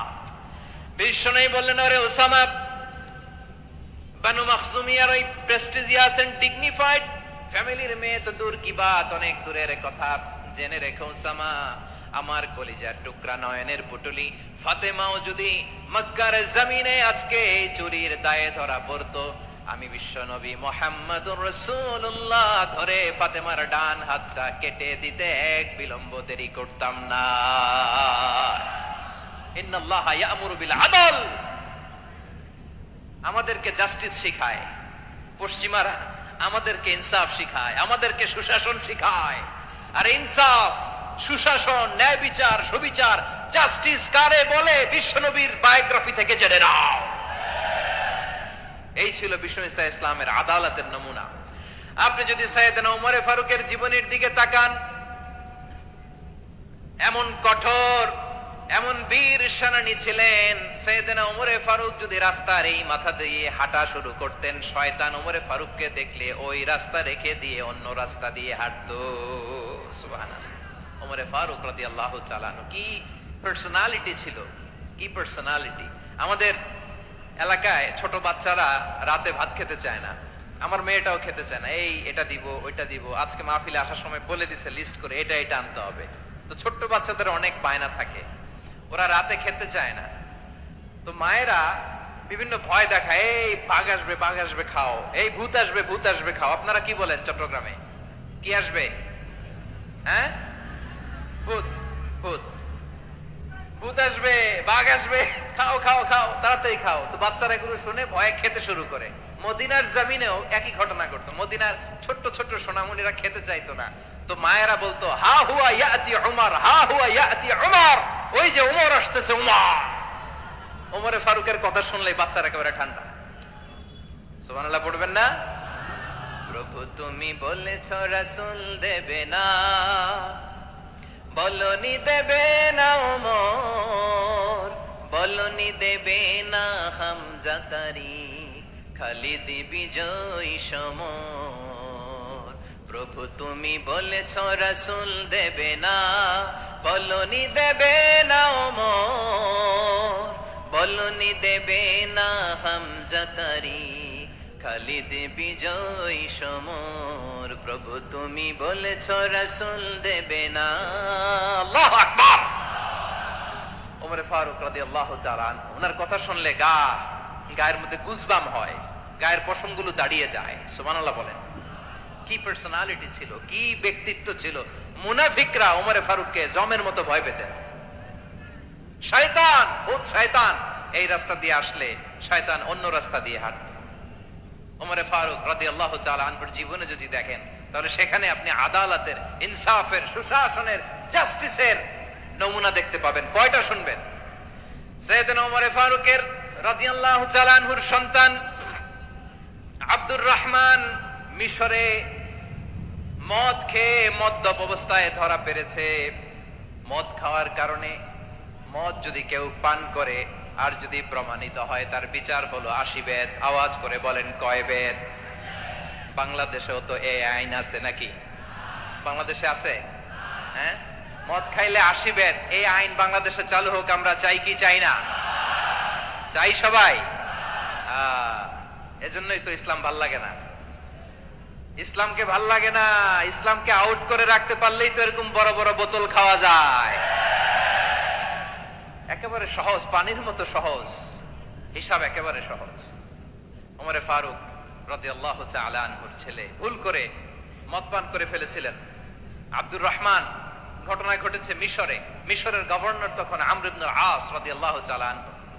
আব্দুর রহমানের ভাই যে গভর্নরকে বলল, গভর্নর যদি একটু দয়া করেন, খলিফার ছেলে আমার ভাই আব্দুর রহমান মদ্যপ অবস্থায় ধরা পড়েছে, জনসম্মুখে যদি আপনি বেত্রাঘাত করেন আমাদের প্রেস্টিজ থাকে না। যদি 80 বেত আপনি মারেন আমার কোনো কথা নাই, কিন্তু ঘরের ভেতরে মারেন। আব্দুর রহমানের ভাইয়ের সুপারিশ শুনে সাইয়েদনা আমর ইবনে আস রাদিয়াল্লাহু তাআলা আনহু রাজি হয়ে গেলেন। ঘরের ভেতরে লোক চক্ষুর আড়ালে 80 বেত তিনি মানলেন। কিন্তু ঘটনাক্রমে এই কথা লুকিয়ে লুকিয়ে ঘরের ভেতরে 80 বেত মারার কথা সাইয়েদনা ওমর ফারুক মদিনা থেকে জানতে পারলেন। মদিনা থেকে তিনি ফরমান জারি করলেন, এই বিচার যেমনটি আমর ইবনে আস আদায় করেছে, এটা প্রকৃতপক্ষে আদায় হয় নাই। আসো সবাই মদিনায় আসো, আমর ইবনে আস মদিনায় আসো, আব্দুর রহমানও আসো, সবাই আসো, জনসম্মুখে এই বিচার কার্যকর করতে হবে। সাইয়েদনা ওমর ফারুক মসজিদে নববীর পিলারের মধ্যে নিজের ছেলেকে বাঁধলেন, আবার জনসম্মুখে 80টা বেত তার গায়ের মধ্যে মারলেন। মাজমুয়ে ফাতাওয়া ইবনে তাইমিয়া রাহিমাহুল্লাহ উনি এটা নকল করেছেন। এটা সবচেয়ে বিশুদ্ধ মত। আর অনেক মত আছে। মারা গেছে কবরের উপর, ওগুলো বাদই দিলাম। কেমন খালিফা ছিলেন, কেমন খালিফা। পশ্চিমারা তোমরা জাস্টিস আমাদেরকে শেখাও, ইনসাফ কারে বলে, সুশাসন আমাদেরকে তোমরা শিখাও। ওমরে ফারুক রাদিয়াল্লাহু তাআলা ওইটাকে, ওই বিচারকে তিনি ধর্তব্য মনে করেন নাই। মদিনাতে এনে আবার জনসম্মুখে আবার আশীর্বাদ মেরেছেন। মিশরে ওমরে ফারুক রাদিয়াল্লাহু তাআলা আমর ইবনুল আসকে গভর্নর করে পাঠালেন। সেখানে আমর ইবনুল আসের ছেলে একটা প্রতিযোগিতায় রানার আপ হয়েছে, এক মিশরি সেখানে চ্যাম্পিয়ন হয়েছে। রানার আপ বুঝতে পেরেছেন তো, রানার আপ সেকেন্ড হয়েছে, এক মিশরি হয়েছে চ্যাম্পিয়ন প্রথম। কিন্তু গভর্নরের ছেলে ও জিততে পারে নাই, ও রাগে ওই মিশরির গায়ের মধ্যে কয়েকটা লাঠি দিয়ে বাড়ি মেরেছে। মিশরি যে মদিনাতে ওমরে ফারুকের কাছে বিচার দিলেন, আপনার গভর্নরের ছেলে অন্যায় ভাবে আমার গায়ে হাত তুলেছে। সাইয়েদনা ওমরে ফারুক আবার ফরমান জারি করলেন, আসো মদিনাতে আসো। মিশরিকে ডাকলেন, ওই মিশরের গভর্নর আমর ইবনুল আস রাদিয়াল্লাহু তাআলা আনহুকে ডাকলেন, তার ছেলেকেও ডাকলেন। সবাই বসে রইল। আমর ইবনুল আস রাদিয়াল্লাহু তাআলা আনহু মাথা নিচু করে বসে আছেন, লজ্জায় কাচুমাচু। হায় হায়, আজকে আমার ছেলের কারণে আমিরুল মুমিনিন খলিফাতুল মুসলিমিন ওমরে ফারুকের কাছে আমি জনসম্মুখে লজ্জিত হচ্ছি। সাইয়েদনা ওমরে ফারুক বললেন, এই নাও লাঠি, গভর্নরের ছেলে তোমার মাথার মধ্যে যতগুলো বাড়ি মেরেছে, আজকে জনসম্মুখে তুমি অতগুলা বাড়ি মারো। মিশরি বলে, থাক, আপনি যে ডেকে আনছেন সবার সামনে এটা বলছেন, এতেই আমি খুশি। আল্লাহু আকবার। আপনার মহানুভবতা দেখে আমি খুশি, আর অপমানের দরকার নাই। ওমরে ফারুক বলে, না, খবরদার, এই কথা মিশরি তুমি বলো না, মারো, যতগুলা বাড়ি মেরেছে মারো। বাধ্য হয়ে মিশরি আমর ইবনুল আসের সামনে ওনার কলিজার টুকরা সন্তানের মাথার মধ্যে বাড়ি মারতে আরম্ভ করলেন। ঠিক যতগুলা বাড়ি গভর্নরের ছেলে আমর ইবনুল আসের ছেলে মিশরির গায়ে মেরেছিল, মাথায় মেরেছিল, মিশরি গুনে গুনে ততটা মারলেন। এই দৃশ্য দেখে ওমরে ফারুক রেগে মেগে আগুন, রাগের চোটে রাগ সামলাতে না পেরে, আর নিজেকে সামলাতে না পেরে মিশরিরে বললেন, ছেলেরে মারা শেষ হয়ে গেলে এবার বাবার টাক মাথার মধ্যে কয়েকটা বাড়ি মার। রাগের চোটে, আউট অফ অ্যাঙ্গার, রাগের চোটে, যে আমার পাঠানো গভর্নর আমর ইবনুল আস তার ছেলেকে কেন আদব তারবিয়া কেন শিক্ষা দিতে পারে না। ছেলেরে মারা হইলে এবার আমর ইবনুল আসের মাথার মধ্যে দুইটা মারো। এটা রাগে বলেছেন, এটা শাস্তি হিসেবে না। সুবহানাল্লাহ পড়ে। তোমরা আমাদেরকে সুশাসন শিখাও, আমাদেরকে সুশাসন শিখাও। বিশ্বনবী বলেন, আদাল এটা যেন কোনো বিষয় না, এটা দিয়েই মানবিক সমাজ গড়তে হবে। আল্লাহ তাআলা কিয়ামতের কঠিন ময়দানে, যেদিন স্বামী স্ত্রীকে চিনবে না, স্ত্রী স্বামীকে দেখে পালিয়ে যাবে, বন্ধু বন্ধুরে চিনবে না, পীর সাহেব মুরিদরে চিনবে না, মুরিদ পীর সাহেবরে চিনবে না, দলের কর্মী তার নেতারে চিনবে না, নেতা তার কর্মীরে চিনবে না, বন্ধু বন্ধুরে দেখে পালাবে। এই কঠিন মুহূর্তে সূর্যটা মাথার কাছে চলে আসবে, জমিনটা তামার জমিন হবে, আজকের জমিনের মতো নয়। মানুষ ঘর্মাক্ত, ক্লান্ত, শ্রান্ত মাথার মগজগুলো কানের ছিদ্র আর নাকের ছিদ্র দিয়ে বেয়ে বেয়ে পড়বে। বিশ্বনবী ফরমান, কিয়ামতের ওই কঠিন ময়দানে 7 শ্রেণীর ব্যক্তিকে রব্বুল আলামিন তার আরশের নিচে ছায়া দিবেন। তার মধ্যে প্রথম শ্রেণীর ব্যক্তি হলো ইমামুন আদিল। ইমামুন আদিল, ন্যায়পরায়ণ শাসক, যে ইনসাফের সাথে বিচার করে, যে জাস্টিস সমাজে সার্ভ করে, যে সুশাসন নিশ্চিত করে, ওই ইমামুন আদিল। আদিল শব্দটা বুঝছেন না? ইন্নাল্লাহা ইয়া'মুরু বিল আদল, পাইছেন? আদিল। 7 শ্রেণীর ব্যক্তিকে আল্লাহ তাআলা সুশীতল আরশের নিচে ছায়া দিবেন, যেদিন তার দেয়া ছায়া ছাড়া কোনো ছায়া থাকবে না। এর প্রথম হচ্ছে ইমামুন আদিল, ন্যায়পরায়ণ শাসক। চিল্লায় বলেন সুবহানাল্লাহ। আবার বিশ্বনবী বললেন, ইন্নাল মুকসিতিনা ইনদাল্লাহি আলা মানাবিরা মিন নূর আন ইয়ামিনির রহমান। কিয়ামতের দিন যারা ন্যায়পরায়ণ হিসেবে আল্লাহর সামনে দাঁড়াবে, কিয়ামতের দিন রব্বুল আলামিন তার আরশের ডান দিকে ওই ন্যায়পরায়ণ লোকদের জন্য আরশের ডান দিকে একটা নূরের মিম্বারে তাদেরকে বসার সুযোগ করে দিবে। আল্লাহর আরশের ডান দিকে ন্যায়পরায়ণ লোকদের জন্য আল্লাহ তাআলা নূরের মিম্বার বানাবে। 4টি কথা মনে করেছেন? আল আদাল, জাস্টিস। ইন্নাল্লাহা ইয়া'মুরু বিল আদল। আল্লাহ তাআলা এই আদালতের নির্দেশনা দেয়, সুবিচার, সুশাসন। প্রিয় ভাইয়েরা, এটা আমরা বাংলাদেশে চাই কি চাই না? এই যে অরাজকতা, এই যে অন্যায়, এই যে জুলুম, এই যে ইনকনসিস্টেন্সি, সমাজের অসঙ্গতির প্রধান কারণ জাস্টিস নাই, সুবিচার নাই, সুশাসন নাই। শেষবারের মতো আওয়াজ করে বলেন তো, আমরা বাংলাদেশে আদল চাই কি চাই না? তাহলে প্রথম নির্দেশনা শেষ। আল্লাহ তাআলা তোমাদেরকে আদলের আদেশ দেন। এরপর আল্লাহ বললেন, আমি তোমাদেরকে ইহসানের আদেশ দেই। ইন্নাল্লাহা ইয়া'মুরু বিল আদলি ওয়াল ইহসান। আমি তোমাদেরকে যেমনি আদলের নির্দেশনা দেই, তেমনি ভাবে তোমাদেরকে ইহসানের নির্দেশনা দেই। ইহসান, আওয়াজ করে সবাই বলেন তো ইহসান। সবাই বলেননি, সবাই বললে এতটুকু আওয়াজ হবে আমি বিশ্বাস করি না। আওয়াজ করে বলুন আল ইহসান।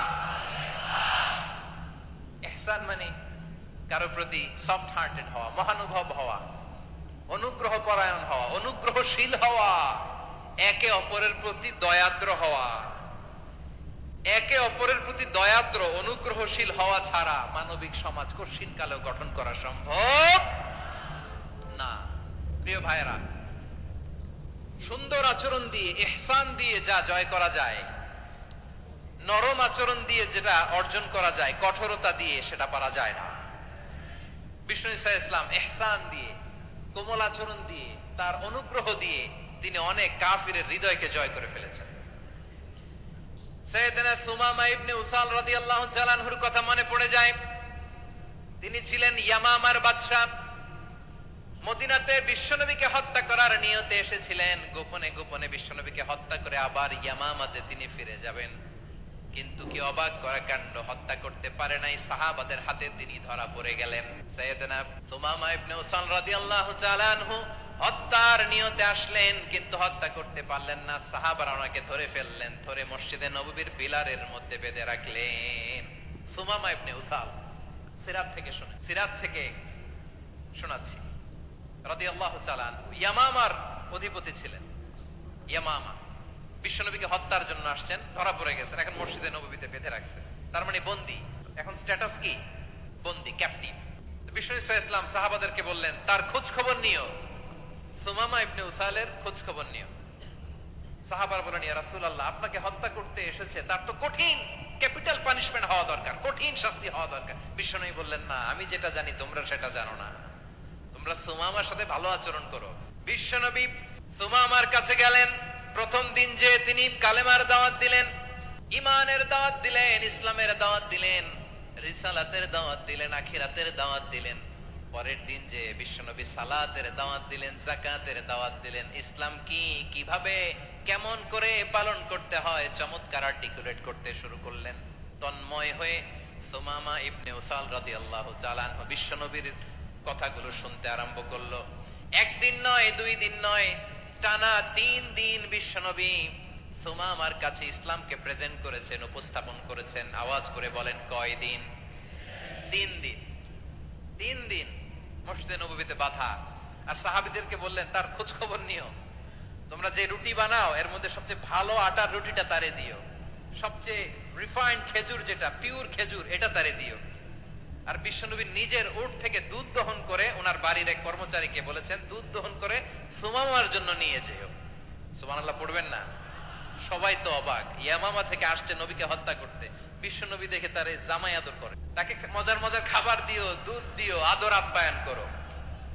একদিন নয়, 2 দিন নয়, টানা 3 দিন বিশ্বনবী এভাবে সুমামার কাছে যেয়ে যেয়ে ইসলামকে প্রেজেন্ট করতে আরম্ভ করলেন, ইসলামকে উপস্থাপন করতে শুরু করলেন।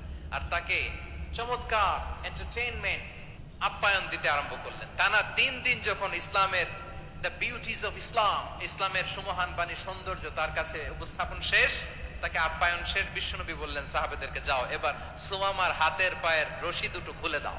সাহাবারা বললেন, ইয়া রাসূলুল্লাহ, কি বলেন আপনি?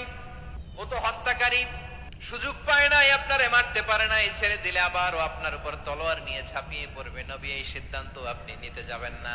বিশ্বনবী বললেন, যেটা বলেছি সেটা করো, সুমামার রশিগুলো ছেড়ে দাও, সুমামার হাতে পায়ের রশিগুলো যে তোমরা খুলে দাও। সাহাবারা তর্ক জুড়ে দিলেন, লা ইয়া রাসূলুল্লাহ, এমনটা করবেন না তো, ভয়ঙ্কর ভয়ঙ্কর খুনি, কি জানি কি হয়ে যায়। বিশ্বনবী বললেন, না, তার হাতে পায়ের রশিগুলো খুলে দাও। সাহাবারা বিশ্বনবীর কথা মতো তার হাতে পায়ের রশিগুলো খুলে দিল। সুমামা মুহূর্তের মধ্যে মসজিদে নববী থেকে বের হয়ে ইয়ামামায় ফিরে না যে মসজিদে নববীর পাশে একটা খেজুর বাগান ছিল, সেখানে চলে গেলেন। সেখানে একটা ছোট্ট কুয়া ছিল, কুয়ার পানি দিয়ে তিনি গোসল করলেন। সুবহানাল্লাহ পড়েন। কুয়ার পানি দিয়ে গোসল করে মসজিদে নববীর সামনে এসে বিশ্বনবী এবং সাহাবাদের সামনে দাঁড়িয়ে সাব্বাবা উঁচু করে বললেন, আশহাদু আল্লা ইলাহা ইল্লাল্লাহ ওয়া আশহাদু আন্না মুহাম্মাদান আবদুহু ওয়া রাসূলুহু। আল্লাহু আকবার। আমি সাক্ষ্য দিচ্ছি আল্লাহ ছাড়া কোনো ইলাহ নাই, আর মুহাম্মদ আল্লাহ তাআলার প্রেরিত বান্দা এবং রাসূল।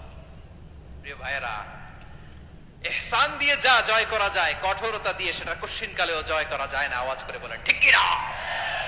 এবার সুমামা দাঁড়িয়ে বলে, ওগো নবী, আমি তো কালিমা পড়ে মুসলমান হয়ে গেলাম, এবার শোনেন, এই মুহূর্তের আগে আপনার চেহারার চাইতে নিকৃষ্ট কোনো চেহারা আমার কাছে ছিল না, কিন্তু শাহাদা পাঠ করার পরে আপনার চেহারার চাইতে উত্তম শ্রেষ্ঠ কোনো চেহারা আমার কাছে আর নাই।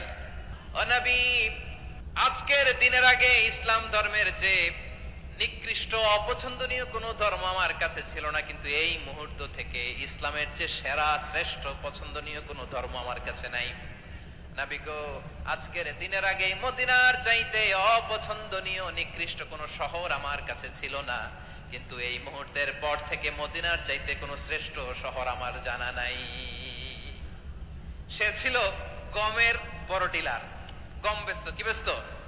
তার গম কিনে মক্কার লোকেরা রুটি খাইতো। সে ঘোষণা দিল, আজকে থেকে মক্কাবাসীদের জন্য সব গম আমি হারাম করে দিলাম, মক্কাবাসী এখন না খেয়ে মরে। সুবহানাল্লাহ পড়বেন না? মক্কাবাসী বিশ্বনবীর কাছে আসলেন, এসে বললেন, মুহাম্মদ, আমরা তো তোমার ভাই, তোমার চাচা, তোমার ভাতিজা, তোমার আত্মীয়, তুমি সুমামারে বলো সে যেন আবার গমের সাপ্লাই মক্কার জন্য অনুমতি দিয়ে দেয়। বিশ্বনবীর অনুমতি ক্রমে সুমামা আবার মক্কাতে গম পাঠাতে শুরু করলো। পড়েন সুবহানাল্লাহ। ইহসান, ইহসান দিয়ে আপনি যেটা জয় করতে পারবেন, you can win the heart of your enemies. ইহসান দিয়ে আপনি আপনার শত্রুর হৃদয়কে জয় করতে পারবেন। আওয়াজ করে বলেন ঠিক কি না? এজন্য আল্লাহ বললেন, ওয়া আনফিকু ফি সাবিলিল্লাহি ওয়া লা তুলকু বিআইদিকুম ইলাত তাহলুকা ওয়া আহসিনু ইন্নাল্লাহা ইউহিব্বুল মুহসিনিন। তোমরা আল্লাহর রাস্তায় দান করবে আর নিজেরা নিজেদেরকে ধ্বংসের হাতে ঠেলে দিও না। তোমরা একে অপরের প্রতি ইহসান করবে, কারণ ইহসানকারীদেরকে আল্লাহ বড্ড ভালোবাসেন। সুবহানাল্লাহ পড়েন। আবার সূরা রহমানে আল্লাহ বললেন, হাল জাযাউল ইহসানি ইল্লাল ইহসান ফাবিআইয়ি আলা, সবাই পড়েন, ফাবিআইয়ি আলাই রাব্বিকুমা তুকাযযিবান। ইহসানের প্রতিদান হিসেবে ইহসানি হয়। বিশ্বনবী সুমামার প্রতি যেমন ইহসান করেছেন, সুমামাও ঠিক তেমন ইহসান ফিরিয়ে দিয়েছে। ঠিক কিনা বলেন? তাহলে এক নম্বরে হচ্ছে আদ, ন্যায় বিচার। দুই নম্বরে সবাই বলেন ইহসান, সদাচরণ। ইহসান দুই ধরনের প্রিয় ভাইরা, ইহসান ফিল ইবাদা, ইহসান ফিল মুআমালা। ইহসান ফিল ইবাদা হচ্ছে একাগ্র অনুভবে ইবাদতে ডুব দেওয়া, এর নাম ইবাদতের ইহসান। সুবহানাল্লাহ পড়ে। বিশ্বনবী বলেন, ইহসান মানে কি জানো নাকি? হাদিসে জিবরিলে সাইয়েদনা জিবরিল আলাইহিস সালাম বিশ্বনবীকে বললেন, আখবিরনি আনিল ইহসান। নবী আমাদেরকে বলেন ইহসান মানে কি? বিশ্বনবী বললেন, আনতা আবুদাল্লাহা কাআন্নাকা তারাহু ফাইন লাম তাকুন তারাহু ফাইন্নাহু ইয়ারাক। ইহসান মানে হলো এমন ভাবে তুমি আল্লাহর সামনে নিজেকে উজাড় করে ইবাদত করবে, তুমি ভাববে তুমি আল্লাহকে দেখতে পাচ্ছ। আর এটা যদি ভাবা তোমার জন্য কঠিন হয়ে যায়, অন্তত এতটুকু তুমি ভাববা যে আল্লাহ তোমাকে দেখতে পাচ্ছেন। ঠিক কিনা বলেন? ও আমার বীর চট্টলার ভাইয়েরা, কেউ যেটা দেখে না সেটা দেখে কে? এই বিশ্বাস হৃদয়ের মধ্যে আছে? নামাজে যখন দাঁড়ান এই ফিলিংসটা আনা যাবে? হ্যাঁ, এশার সালাত তো এখনো হয় নাই না? আলোচনা শেষে এশার সালাত এখানে অনুষ্ঠিত হবে, তাই না? আচ্ছা বলুন তো, আমরা এশার সালাত পর্যন্ত বেঁচে থাকবো এই গ্যারান্টি আছে কার কার? হাত তোলেন। কয়েকজন হাত তুলছে পেছনে, না বুঝে তুলে ফেলছে। এশা পর্যন্ত যে আমরা হায়াত পাবো কোনো গ্যারান্টি আছে? সবাই আওয়াজ করে বলেন, গ্যারান্টি আছে? গ্যারান্টি নাই। এজন্য বিষ্ণু ইসলাম বলেছে, এমন ভাবে নামাজে দাঁড়াও, ইবাদত করো, মনে করো হতে পারে এটাই আমার জীবনের শেষ নামাজ। পারফর্ম দ্য সালাহ as if this is your last and final prayer. এমন ভাবে সালাতে দাঁড়াও, ভাবো হতে পারে এটাই তোমার জীবনের শেষ নামাজ। এমন ভাবে নামাজে দাঁড়াও, ভাবো এটাই শেষ নামাজ। তাহলে নামাজে একাগ্রতা বাড়ায় দিবে কে? ফলে ইবাদতের ইহসান আমাদের অর্জিত হবে। আর মুআমালাতে ইহসান হলো, বিশ্বনবী বলেন, ইন্নাল্লাহা তাবারাকা ওয়া তাআলা কাতাবাল ইহসানা আলা কুল্লি শাই, ফাইযা কাতালতুম ফাআহসিনুল কিতলা ওয়া ইযা যাবাহতুম ফাআহসিনুদ যাবহা ওয়ালিয়ুহিদ্দা আহাদুকুম শাফরাতাহু ওয়ালিয়ুরিহ যাবিহাতাহু। ইহসান দুই ধরনের, আওয়াজ করে বলতে হবে। কয় ধরনের? সবাই বলুন আওয়াজ করে, কয় ধরনের? একটা হচ্ছে ইহসান ফিল ইবাদা, ইবাদতে ইহসান। ইবাদতে ইহসান কি? একাগ্র অনুভব দিয়ে ইবাদত করা, মন প্রাণ দিয়ে ইবাদত করা। আর মুআমালাতে ইহসান কি? সব কাজে, দৈনন্দিন কাজে, কর্মে, সামাজিক অ্যাক্টিভিটিতে কোমলতা প্রদর্শন করা, অনুগ্রহের সাথে সবকিছু করা। আল্লাহ তাআলা ইন্নাল্লাহা তাবারাকা ওয়া তাআলা কাতাবাল ইহসানা আলা কুল্লি শাই, তিনি সবকিছুর ব্যাপারে ইহসানকে আবশ্যক করেছেন। সবকিছু, মুমিনের সব কাজে ইহসানের পরশ থাকবে। ওয়া ইযা কাতালতুম ফাহসিনুল কিতলা, বিষ্ণুই বলেন তুমি যখন কাউকে হত্যা করো ইহসানের সাথে করো। সুবহানাল্লাহ পড়বেন না? যখন হত্যা করো তখনও ইহসানের সাথে। আচ্ছা, হত্যা করবো আবার ইহসান আসবে করতে করে, তো মেরেই ফেলবো আমি। আল্লাহ, ও ভাই একজন খুন করেছে, খুনি, রাষ্ট্রীয় আইনে তার শাস্তি হয়েছে ডেথ পেনাল্টি, মৃত্যুদণ্ড। এখন মৃত্যুদণ্ড দেখে আপনি যেমনি মন চায় তেমনি মারবেন লোকটারে? ওর নাক কেটে ফেলতে পারবেন?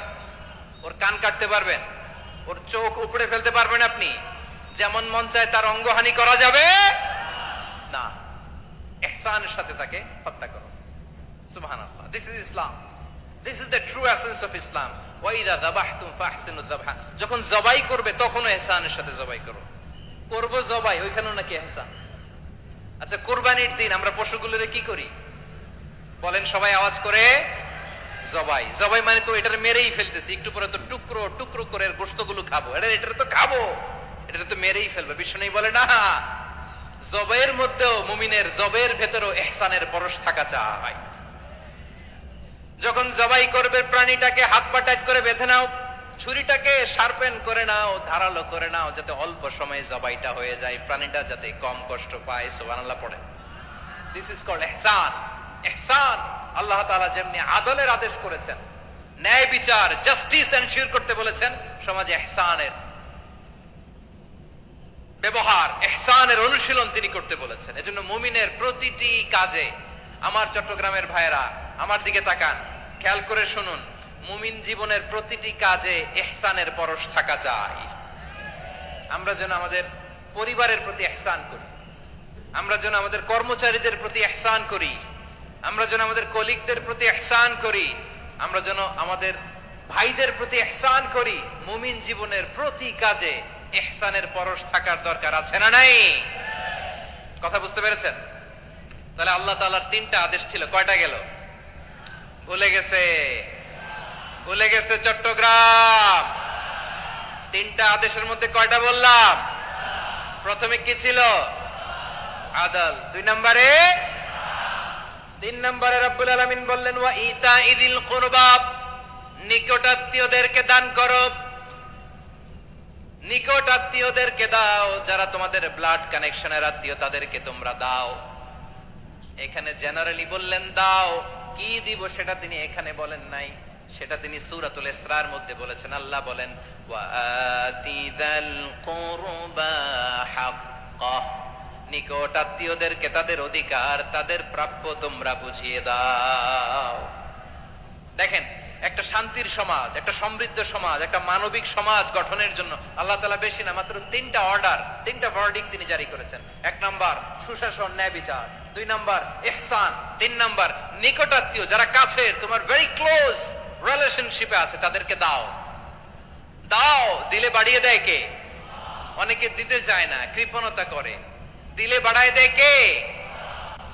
ও মিয়া, মদিনার মধ্যে সবচাইতে গরিব সাহাবী ছিল বেলাল রাদিয়াল্লাহু তাআলা আনহু। ওনার এন্টায়ার অ্যাসেট, সম্পদের পরিমাণ কতদূর জানেন? একটা লুঙ্গি। বেলাল রাদিয়াল্লাহু তাআলা আনহু ওনার টোটাল ওয়েলথের এস্টিমেশন হচ্ছে মাত্র একটা লুঙ্গি, একটা লুঙ্গি। টোটাল ওয়েলথ এস্টিমেশন, টোটাল সম্পদের পরিমাণ বেলাল রাদিয়াল্লাহু তাআলা আনহুর কি ছিল? কথা বোঝে নাই বোধহয়, কি ছিল? ওই বেলাল রাদিয়াল্লাহু তাআলা আনহুকে বিষ্ণু ইসলাম বলেছেন, আনফিক ইয়া বেলাল, ও বেলাল তুমিও দাও। ওয়ালা তাখশা মিন যিল আরশি ইখলালা, আরশের অধিপতির তো কোনো ঘাটতি নাই, তুমি দিলে ওই আল্লাহ তোমারে বাড়ায় দিবে। এজন্য আমার প্রিয় ভাইয়েরা, দিলে কমে না, দিলে বাড়ে। অনেকে ধরে রাখে, নতুন কিছু নিতে পারে না, হাত দিয়ে যেটা ধরে রেখেছেন এটা দিয়ে দেন, বড় একটা ধরার সুযোগ পাবেন। জোরে বলেন ঠিক কিনা? ধরেন 5 কেজি ওজনের একটা ধরে রাখছেন, এখন 10, এটা না চাললে 10 কেজি ধরতে পারবেন আপনি? আচ্ছা 10 কেজির জিনিস একটা আছে হাতে, ওইটা যদি ছেড়ে দেন তাইলেই না 15 কেজি ধরতে পারবেন। কথা বলেন ঠিক কিনা? তাহলে দিলে বাড়িয়ে দেয় কে? রব্বুল আলামিন বললেন 3 নাম্বার আদেশ হলো তোমাদের প্রতি সমাজটারে কেমন করে মানবিক সমাজ, সুন্দর সমাজ গড়বা। 3 নাম্বার আদেশ হলো ওয়াআতিদাল কুরবা হাক্কা, নিকটাত্মীয়দেরকে তাদের প্রাপ্য বুঝিয়ে দাও। এই নিকটাত্মীয়দেরকে তাদের অধিকার বুঝিয়ে দেওয়া, প্রাপ্য বুঝিয়ে দেওয়াতে আমাদের গাফলতি আছে না নাই? চট্টগ্রামে নাই? মাশাআল্লাহ আছে, আছে। অনেকে দেখবেন অনেক আল্লাহওয়ালা তাহাজ্জুদ গুজার, সেজদা দিতে দিতে কপালে কালো দাগ ফেলে দিছে, সে তার বোনের হকটা আদায় করে নাই। আছে না নাই? হ্যাঁ, এখানেও আছে। সর্বনাশ। অনেক বড় হাজী সাহেব, বিশাল লম্বা দাড়ি, ছেলেরে সব দিয়ে দিছে, মেয়েরে কিছু দেয় নাই, মেয়ের হক আদায় করে নাই। আছে না নাই? এই হাজী সাহেবেরা, এই আল্লাহওয়ালারা কিয়ামতের ময়দানে আটকে যাবে। আপনি অন্যের অধিকার নষ্ট করেছেন, তাদের রাইটস কে ভায়োলেট করেছেন। এজন্য আল্লাহ তাআলা বলেন, কারো অধিকার যদি কেউ নষ্ট করে, ওই সমাজটা মানবিক সমাজ কঠিন কালেও হতে পারে না। এজন্য 3 নম্বর আল্লাহ বললেন ওয়া ইতা ইদিল কুরবা, নিকটাত্মীয়দেরকে দাও। কি দিবা? তাদের অধিকার দিয়ে দাও। বোনের অধিকার বুঝিয়ে দাও, মেয়ের অধিকার বুঝিয়ে দাও, ফুফুর অধিকার বুঝিয়ে দাও। দেখবেন অনেক মায়েরা ছেলের পাতে মুরগির রান দেয়, মেয়ের পাতে দেয় মুরগির ঠ্যাং। এরকম আছে না নাই? ছেলেরা কি দেয়? মুরগির। মেয়ের পাতে কি দেয়? তো মেয়ের কি মুরগির রান খেতে মনে চায় না? মনে চায় না? এমনটা করা যাবে না। নিকটাত্মীয়দেরকে অধিকার দিয়ে দাও, নিকটাত্মীয়ের সাথে সুসম্পর্ক রাখো। আদেশটা কার? এজন্য প্রিয় ভাইয়েরা, জীবনে যদি বারাকা অর্জন করতে চান, নিকটাত্মীয়দের সাথে সুসম্পর্ক রাখতে হবে, তাদের জন্য উপহার পাঠাতে হবে। বিশ্বনবী বলেন লা ইয়াদখুলুল জান্নাতা কাতে, যে ব্যক্তি আত্মীয়তার সম্পর্ককে ছিন্ন করে দেয়, সে কঠিন কালেও আল্লাহর জান্নাতে ঢুকবে না। আপনি কি এটারে সহজ হাদিস মনে করছেন? এটা সহজ কথা? আপনি ভাবছেন আপনার নামাজ আপনারে বাঁচাতে পারবে, আপনার রোজা বাঁচাতে পারবে, আপনার তাহাজ্জুদ আপনারে বাঁচাতে পারবে? অধিকার নষ্ট করলে কিছুই আপনারে বাঁচাতে পারবে না। এজন্য নিকট আত্মীয়দেরকে দিতে হবে বেশি বেশি। বিশ্বনবী বলেন ইন্না সাদাকাতা আলাল মিসকিনি সাদাকা ওয়া আলা যির রাহিমি ইসনাতান সাদাকাতুন ওয়া সিলা। মিসকিনরে দান করলে শুধু দানের সওয়াব হয়, নিকট আত্মীয়কে দান করলে 2টার সওয়াব হয়। সাদাকার সওয়াব হয়, আবার আত্মীয়তার বন্ধন অটুট রাখার সওয়াব হয়ে যায়। আবার বিশ্বনবী বললেন মান সাররাহু আইয়ুবসাতা লাহু ফি রিজকিহি ওয়া ইউনসা লাহু ফি আসারিহি ফালইয়াসিল রাহিমা। যে ব্যক্তি তার রিজিকের প্রশস্ততা চায় আর হায়াতে বরকত চায়, সে যেন তার আত্মীয়ের সাথে সুসম্পর্ক রাখে। আমার প্রিয় চট্টলার ভাইয়েরা, আমাদের রিজিক বাড়ুক, এটা আমরা চাই কি চাই না? সবাই চান? হ্যাঁ, আমাদের রিজিকে প্রশস্ততা আসুক, চাই কি চাই না? আমাদের হায়াতে বরকত আসুক, আমরা চাই কি চাই না? এই 2টা যদি চান, তাহলে নিকটাত্মীয়দের সাথে সুসম্পর্ক রাখবেন। পারবেন? তাহলে সমাজটারে মানবিক সমাজ বানায় দিবে কে? 3টা আদেশ চলে গেল। কয়টা? আওয়াজ করে বলেন। 1 নম্বরে কি ছিল? 2 নম্বরে, 3 নম্বরে নিকটাত্মীয়দেরকে দান। আপনাদেরকে আরো শোনার আগ্রহ আছে? আপনাদের মনোযোগ আছে না গেছে? কষ্ট হচ্ছে না? মাশাআল্লাহ, মাশাআল্লাহ। তাকবীর পড়ুন, লিল্লাহি তাকবীর। আমার প্রিয় ভাইরা, আল্লাহ তাআলা তিনটা জিনিসের যেমনি আদেশ করেছেন, অনুরূপভাবে তিনটা বিষয় তিনি বারণ করেছেন, নিষেধ করেছেন। ওগুলোর কাছেও যাওয়া যাবে। শুনবেন। রাব্বুল আলামিন বলেন, ওয়ায়ানহা আনিল ফাহশাই ওয়াল মুনকারি ওয়াল বাগি। আমি যেমনি তিনটি বিষয়ে আদেশ করলাম, অনুরূপভাবে তিনটি বিষয়ে বারণ করলাম, নিষেধ করলাম। আমার এক নাম্বার নিষেধাজ্ঞা হলো অশ্লীলতার প্রতি। ফাহশা, ওয়ায়ানহা আনিল ফাহশা, আল্লাহ তাআলা অশ্লীলতাকে নিষেধ করেছেন। কোন জিনিসকে? সবাই বলুন, কোন জিনিসকে? যত ধরনের, যত টাইপের, যত ক্যাটাগরির অশ্লীলতা হতে পারে, সব অশ্লীলতাকে হারাম করেছেন কে? ফাহশা মানে কি? কথায়, কাজে, আচরণে, কমেন্ট, ফেসবুকের কমেন্টসে যত ধরনের নোংরামো আছে, যত ধরনের অশ্লীলতা আছে, এটাকে আরবিতে বলে ফাহশা। এটাকে কি বলে? রাব্বুল আলামিন বলেন, কুল ইন্নামা হারামা রাব্বিয়াল ফাওয়াহিশা মা যাহারা মিনহা ওয়া মা বাতান। ও নবী, আপনি বলে দেন, আমার রব প্রকাশ্য, অপ্রকাশ্য, স্পষ্ট কিংবা অস্পষ্ট, দৃশ্যমান কিংবা অদৃশ্যমান সব অশ্লীলতাকে হারাম করেছেন। সব ধরনের অশ্লীলতা হারাম, সব ধরনের। আল্লাহ তাআলা আমাদেরকে অশ্লীলতা থেকে বাঁচান, অশ্লীলতা থেকে তিনি আমাদেরকে হেফাজত করুক। পড়েন আমিন। এবার বলেন, আমাদের সমাজে অশ্লীলতা আছে না নাই? চট্টগ্রামে নাই? আমি কই নাই, ওনারা বলে আছে। দেখছেন, আমি সামহাও বাঁচায় দেওয়ার ট্রাই করতেছি, ওনারা বলে আছে। অশ্লীলতা নানা ভাবে, নানা নামে, নানা মোড়কে আমাদের সমাজে আছে না নাই? সংস্কৃতির নামে, ফ্যাশনের নামে, বিনোদনের নামে, উপন্যাসের নামে, কনসার্টের নামে অশ্লীলতা আছে না নাই? আপনি দেখেছেন কনসার্ট গুলোর অবস্থা? এই যে আতিফ আসলাম যে আসছে আমাদের দেশে, তারপর কে কে আসছে, আমাদের তরুণ তরুণীরা, আমাদের যুবক যুবতীরা, আমাদের জেনজিরা, কি অবস্থা ওইখানে? হ্যাঁ, কি অবস্থা? কে বাঁচাবে ওদের?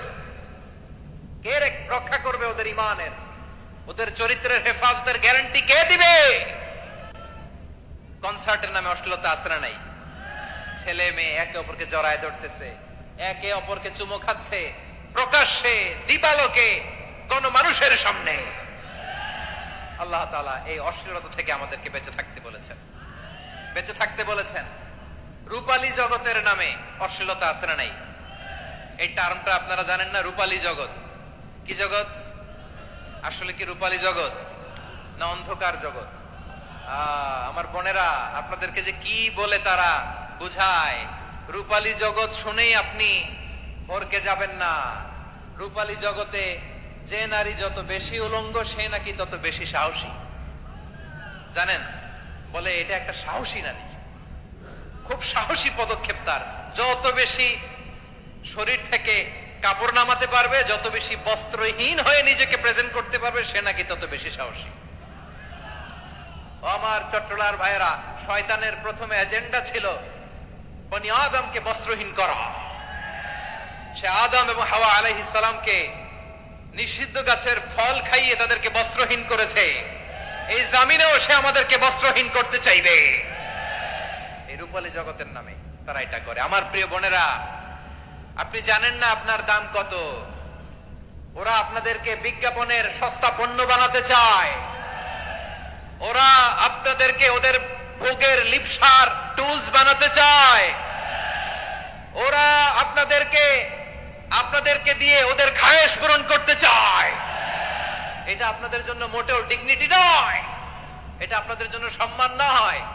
আপনার সম্মান শালীনতায়, আপনার সম্মান হেজাবে, আপনার সম্মান ভদ্রতায়, আপনার সম্মান আপনার ডিসেন্ট পোশাকে। পোশাক বলে দেয় এই নারীটা ভদ্র না অভদ্র।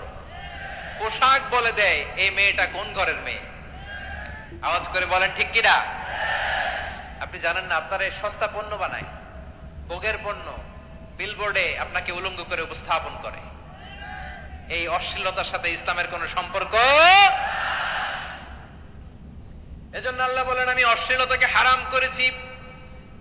অশ্লীলতাকে হারাম করার প্রথম কারণ হলো এর মাধ্যমে মানবতাকে অপমানিত করা হয়। কারণ মানুষের সম্মান মানুষের পোশাকে। মানুষ যখন পোশাকহীন হয়ে যায়, বস্ত্রহীন হয়ে যায়, তার সম্মান কমে যায়, ঠিক কিনা? অশ্লীলতাকে হারাম করার প্রথম কারণ হচ্ছে মানুষ মানুষকে অপমান করে। একটা নারী, সে তো সম্মানিত, নারী যে কত সম্মানিত নারীরা এটা বুঝেই নাই। বিশ্বনবী বলেন, আর দুনিয়া কুল্লুহা মাতা ওয়া খায়রু মাতা'আদ দুনিয়া আল মারআতুস সালিহা। আমার বোনেরা, 5টা প্যান্ডেলে আপনারা এলইডিতে আমার আলোচনা শুনছেন, আমি জানি। আপনাদের এই গর্ভ যে কত দামি আপনি জানেন না। আপনার পেট থেকেই আসবে আগামী দিনের সালাহুদ্দিন আল আইয়ুবী। আপনার পেট থেকেই আসবে অনাগত দিনের ইমাম মাহদী আল মুনতাযর। আপনার পেট থেকেই আসবে অনাগত দিনের ফয়সাল, ওয়াসিম, মুগ্ধ, আবু সাইদের মতো বীর যোদ্ধা। আমার প্রিয় বোনেরা, আমার প্রিয় বোনেরা, বিশ্বনবীর কথার ওজন খেয়াল করেন। আর দুনিয়া কুল্লুহা মাতা ওয়া খায়রু মাতা'আদ দুনিয়া আল মারআতুস সালিহা। দুনিয়ার সবকিছুই অ্যাসেট, এর মধ্যে সবচেয়ে দামি অ্যাসেট নেককার নারী। আপনার গর্ভ যে কত দামি আপনি জানেন না।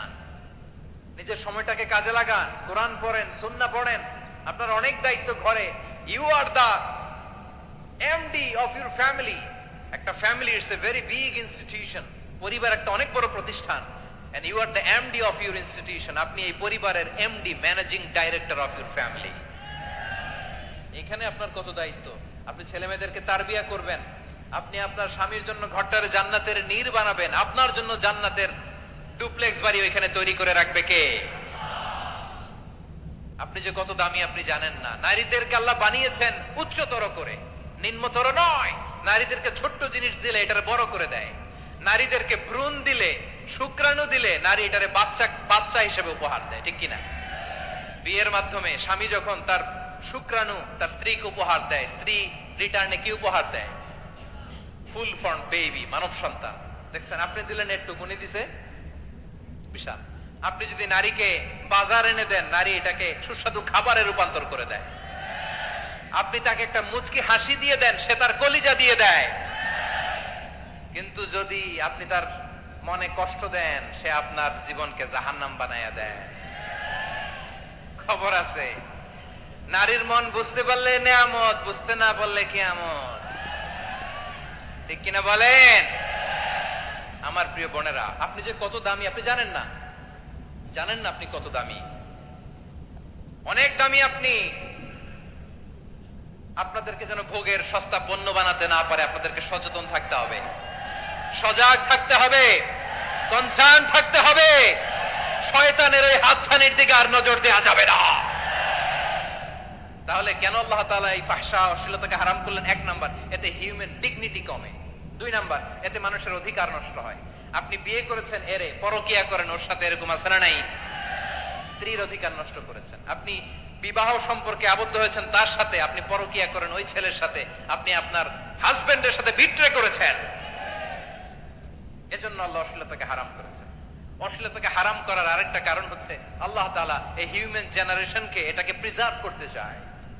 হিফজুন নাসল, এটা মাকাসিদুশ শরিয়ার অনেক গুরুত্বপূর্ণ একটা মাকাসিদ, অনেক গুরুত্বপূর্ণ।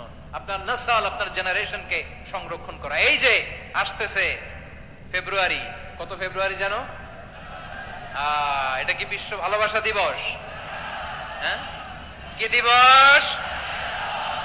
এই বিশ্ব ভালোবাসা দিবসের সাথে মুসলমানদের কোনো সম্পর্ক নাই। আমার প্রিয় ভাইরা, এই যে আপনি অবৈধ সম্পর্কে জড়ালেন, কেন আল্লাহ অশ্লীলতাকে হারাম করেছে দেখেন। বলতেছিলাম যে এটা আপনার নাসল, আপনার জেনারেশন, আপনার লিনিয়েজ, আপনার বংশকে প্রিজার্ভ করা। কে কার বাবা, কে কার মা, বাবা মা জানা, প্রজন্মকে প্রিজার্ভ করা, এটা ইসলাম ওয়াজিব করে দিয়েছে। এই যে অবৈধ সম্পর্কের কারণে, বিশ্ব বেহায়া দিবসের কারণে, এগুলোর আউটকাম, আউটপুট হিসেবে মাঝে মাঝে ঢাকা মেডিকেলের ডাস্টবিনে নবজাতকের বাচ্চার কান্নার আওয়াজ শুনতে পাওয়া যায়। চট্টগ্রাম মেডিকেলের ডাস্টবিনে নবজাতকের কান্না শুনতে পাওয়া যায়। বীর চট্টলার মুসলমানেরা বুঝতে পারলে আওয়াজ করে বলেন, এই যে চট্টগ্রাম মেডিকেলে যে নবজাতকটা পাওয়া গেল, ওর বাবাকে আমাকে বলেন। ওর বাবাকে, ওর মাকে, ও কোন ফ্যামিলির সন্তান কেউ জানে? আপনি হিউম্যান ডিগনিটিকে অপমান করেছেন না? আপনি তার ভবিষ্যৎকে অন্ধকার করেছেন না? আপনি তার লিনিয়েজকে প্রশ্নবিদ্ধ করে দিয়েছেন না? এই জন্য আল্লাহ তাআলা অশ্লীলতাকে আমাদের জন্য হারাম করে দিয়েছেন। পড়েন সুবহানাল্লাহ। এই জন্য রব্বুল আলামিন বলেন, কুল ইন্নামা হারামা রাব্বিয়াল ফাওয়াহিশা মা যাহারা মিনহা ওয়া মা বাতান। প্রকাশ্য অপ্রকাশ্য সব অশ্লীলতাকে হারাম ঘোষণা করে দিয়েছে কে?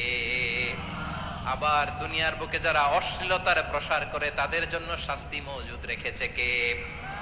রব্বুল আলামিন বলেন, ইন্নাল্লাযীনা ইউহিব্বুনা আন তাশিআল ফাহিশাতু ফিল্লাযীনা আমানু লাহুম আযাবুন আলীমুন ফিদ দুনিয়া ওয়াল আখিরাতি ওয়াল্লাহু ইয়া'লামু ওয়া আনতুম লা তা'লামুন।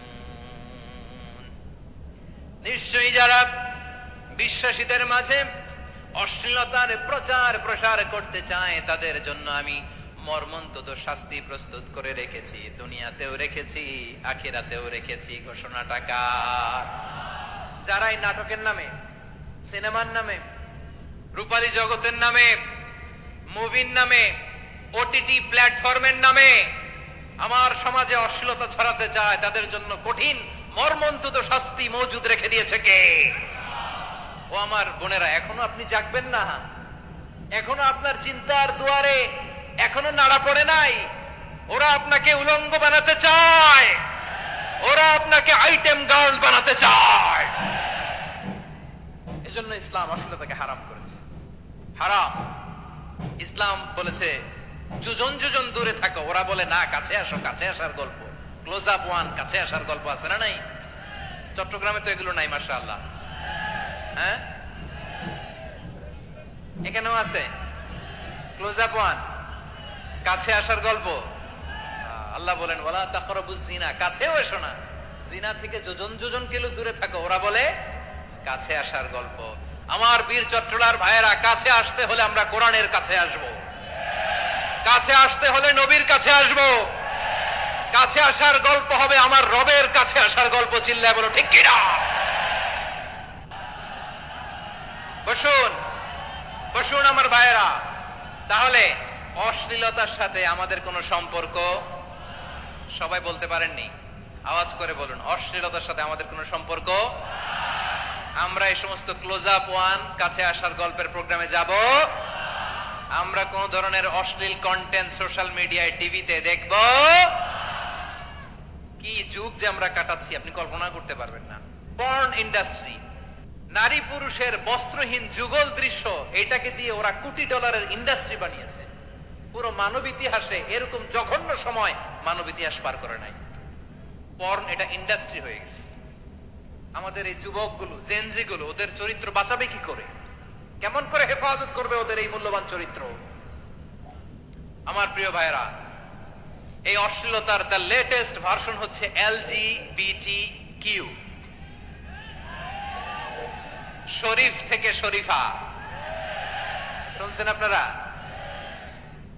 দেখতে পুরুষ, আসলেই পুরুষ, সুস্থ একজন পুরুষ, 4 সন্তানের বাবা, বলে আমি মনে মনে নারী। দেখতে নারী, সুস্থ নারী, আসলেই সে দিব্যি একজন নারী, বলে আমি মনে মনে পুরুষ। সবচেয়ে ভয়ঙ্কর অশ্লীলতার সবচাইতে লেটেস্ট ভার্সন হচ্ছে এই ট্রান্সজেন্ডারিজম। সুস্থ পুরুষ তার বায়োলজিক্যাল গ্রোথকে হরমোন দিয়ে স্টপ করে দিয়ে সে সার্জারি করে নারী হতে চায়। সুস্থ নারী পুরুষ হতে চায়। পুরুষ পুরুষের প্রতি সেক্সুয়ালি আকর্ষণ বোধ করে। এটা লূত আলাইহিস সালামের কওমের মধ্যে ছিল। এটাকেও আল্লাহ কোরআনে ফাহিশা বলেছেন। ওয়ালুতান ইয ক্বালা লিকাওমিহি আতাতুনাল ফাহিশাতা মা সাবাকাকুম বিহা মিন আহাদিম মিনাল আলামিন। লূত আলাইহিস সালাম বললেন, তোমরা কি এমন এক অশ্লীল কার্যক্রমে ডুব দিলে নাকি যেটা গোটা বিশ্বের কেউ কখনো করে নাই, তোমরাই প্রথম করেছো? পড়েন নাউযুবিল্লাহ। এই পশ্চিমের এই রোগ আমার দেশে যেন আসতে না পারে, আমাদের সজাগ থাকতে হবে। প্রিয় ভাইরা, চিল্লায় বলেন ঠিক কিনা? পশ্চিমের অবস্থা ভয়ঙ্কর। পাশ্চাত্যে আমি যুক্তরাষ্ট্রে ছিলাম অনেকদিন, কয়েক মাস, বিভিন্ন স্টেটে ঘুরেছি। গার্ডিয়ানরা উদ্বিগ্ন, ছেলে মেয়েদেরকে, ছোট্ট ছেলে মেয়ে, ওদেরকে জিজ্ঞেস করে, তুমি how do you feel right now inside yourself? তুমি ভিতরে ভিতরে কেমন ফিল করো? তোমার কি ছেলে ছেলে লাগে না মেয়ে মেয়ে লাগে? আচ্ছা বলেন, এই ছোট্ট বাচ্চাটাও কি এগুলো জেন্ডার অ্যাসাইনমেন্ট বলতে এগুলো কিছু বুঝে? এইভাবে মিসগাইড করা হচ্ছে। কৌতূহল বশত ছোট্ট ছেলে যদি বলে আমার তো মেয়ে মেয়ে লাগে, তখন বলে যে না তুমি মেয়ে, ছেলে না। মা বাবা বাধা দিলে ওকে আলাদা গভর্নমেন্ট হাউসে নিয়ে যায়। ভয়ঙ্করতম অবস্থা। আমরা একটা সময় শুনতাম যে হুজুর আমার ছেলেটা খুব ভালো, হাফেজে কোরআন, আল্লাহওয়ালা। হুজুর আমার ছেলে দাড়ি রাখছে, আল্লাহওয়ালা। হুজুর আমার ছেলে 5 ওয়াক্ত সালাত জামাতের সাথে পড়ে, তার মানে আল্লাহওয়ালা। পশ্চিমে যে আমি কি শুনছি জানেন? ওরা বলে হুজুর আমার ছেলেটা ইউনিভার্সিটির একটা মেয়ের সাথে প্রেম করে, ও খুব আল্লাহওয়ালা, হুজুর দোয়া করবেন। এর কারণ ওদের কাছে আল্লাহওয়ালার ক্রাইটেরিয়া হচ্ছে হুজুর আমার ছেলেটা আরেক ছেলের পছন্দ করে নাই, আমার মেয়েটা আরেক মেয়েকে ভালোবাসে নাই, এজন্য আমার ছেলেটা আল্লাহওয়ালা, হুজুর ওর জন্য একটু দোয়া করে দিয়ে। কি চ্যালেঞ্জ ওরা ফেস করতেছে।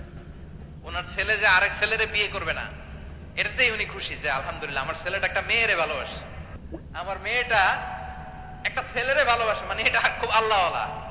নাউজুবিল্লাহ পড়তে পারলেন না? এজন্য অশ্লীলতার সাথে আমাদের কোনো সম্পর্ক।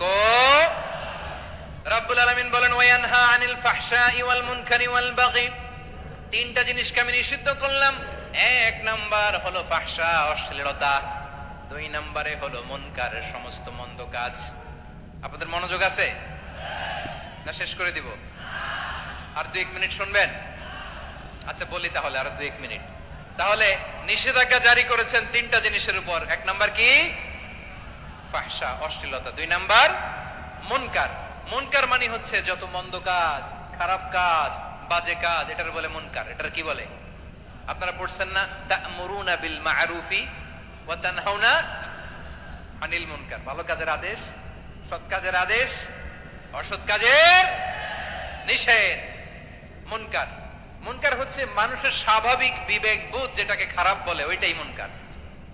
পৃথিবীর সব আসমানি গ্রন্থ যেটাকে খারাপ বলেছে, মানুষের স্বাভাবিক বিবেক বোধ যেটাকে খারাপ বলেছে, এগুলো সব মুনকার। যেমন ইফটিজিং, এটা কি ভালো না খারাপ? মজুদদারি, খাদ্যে ভেজাল দেওয়া, ওজনে কম দেওয়া, মাছে ফরমালিন মিশানো, চাঁদাবাজি, টেন্ডারবাজি, দখলবাজি, এগুলো আমাদের স্বাভাবিক বিবেকেই বলে এগুলো খারাপ, এগুলো হচ্ছে মুনকার। আল্লাহ তাআলা এই মুনকার থেকে আমাদেরকে বেঁচে থাকতে বলেন। আর শয়তান এই মুনকারের প্রতি আমাদেরকে উদ্বুদ্ধ করে।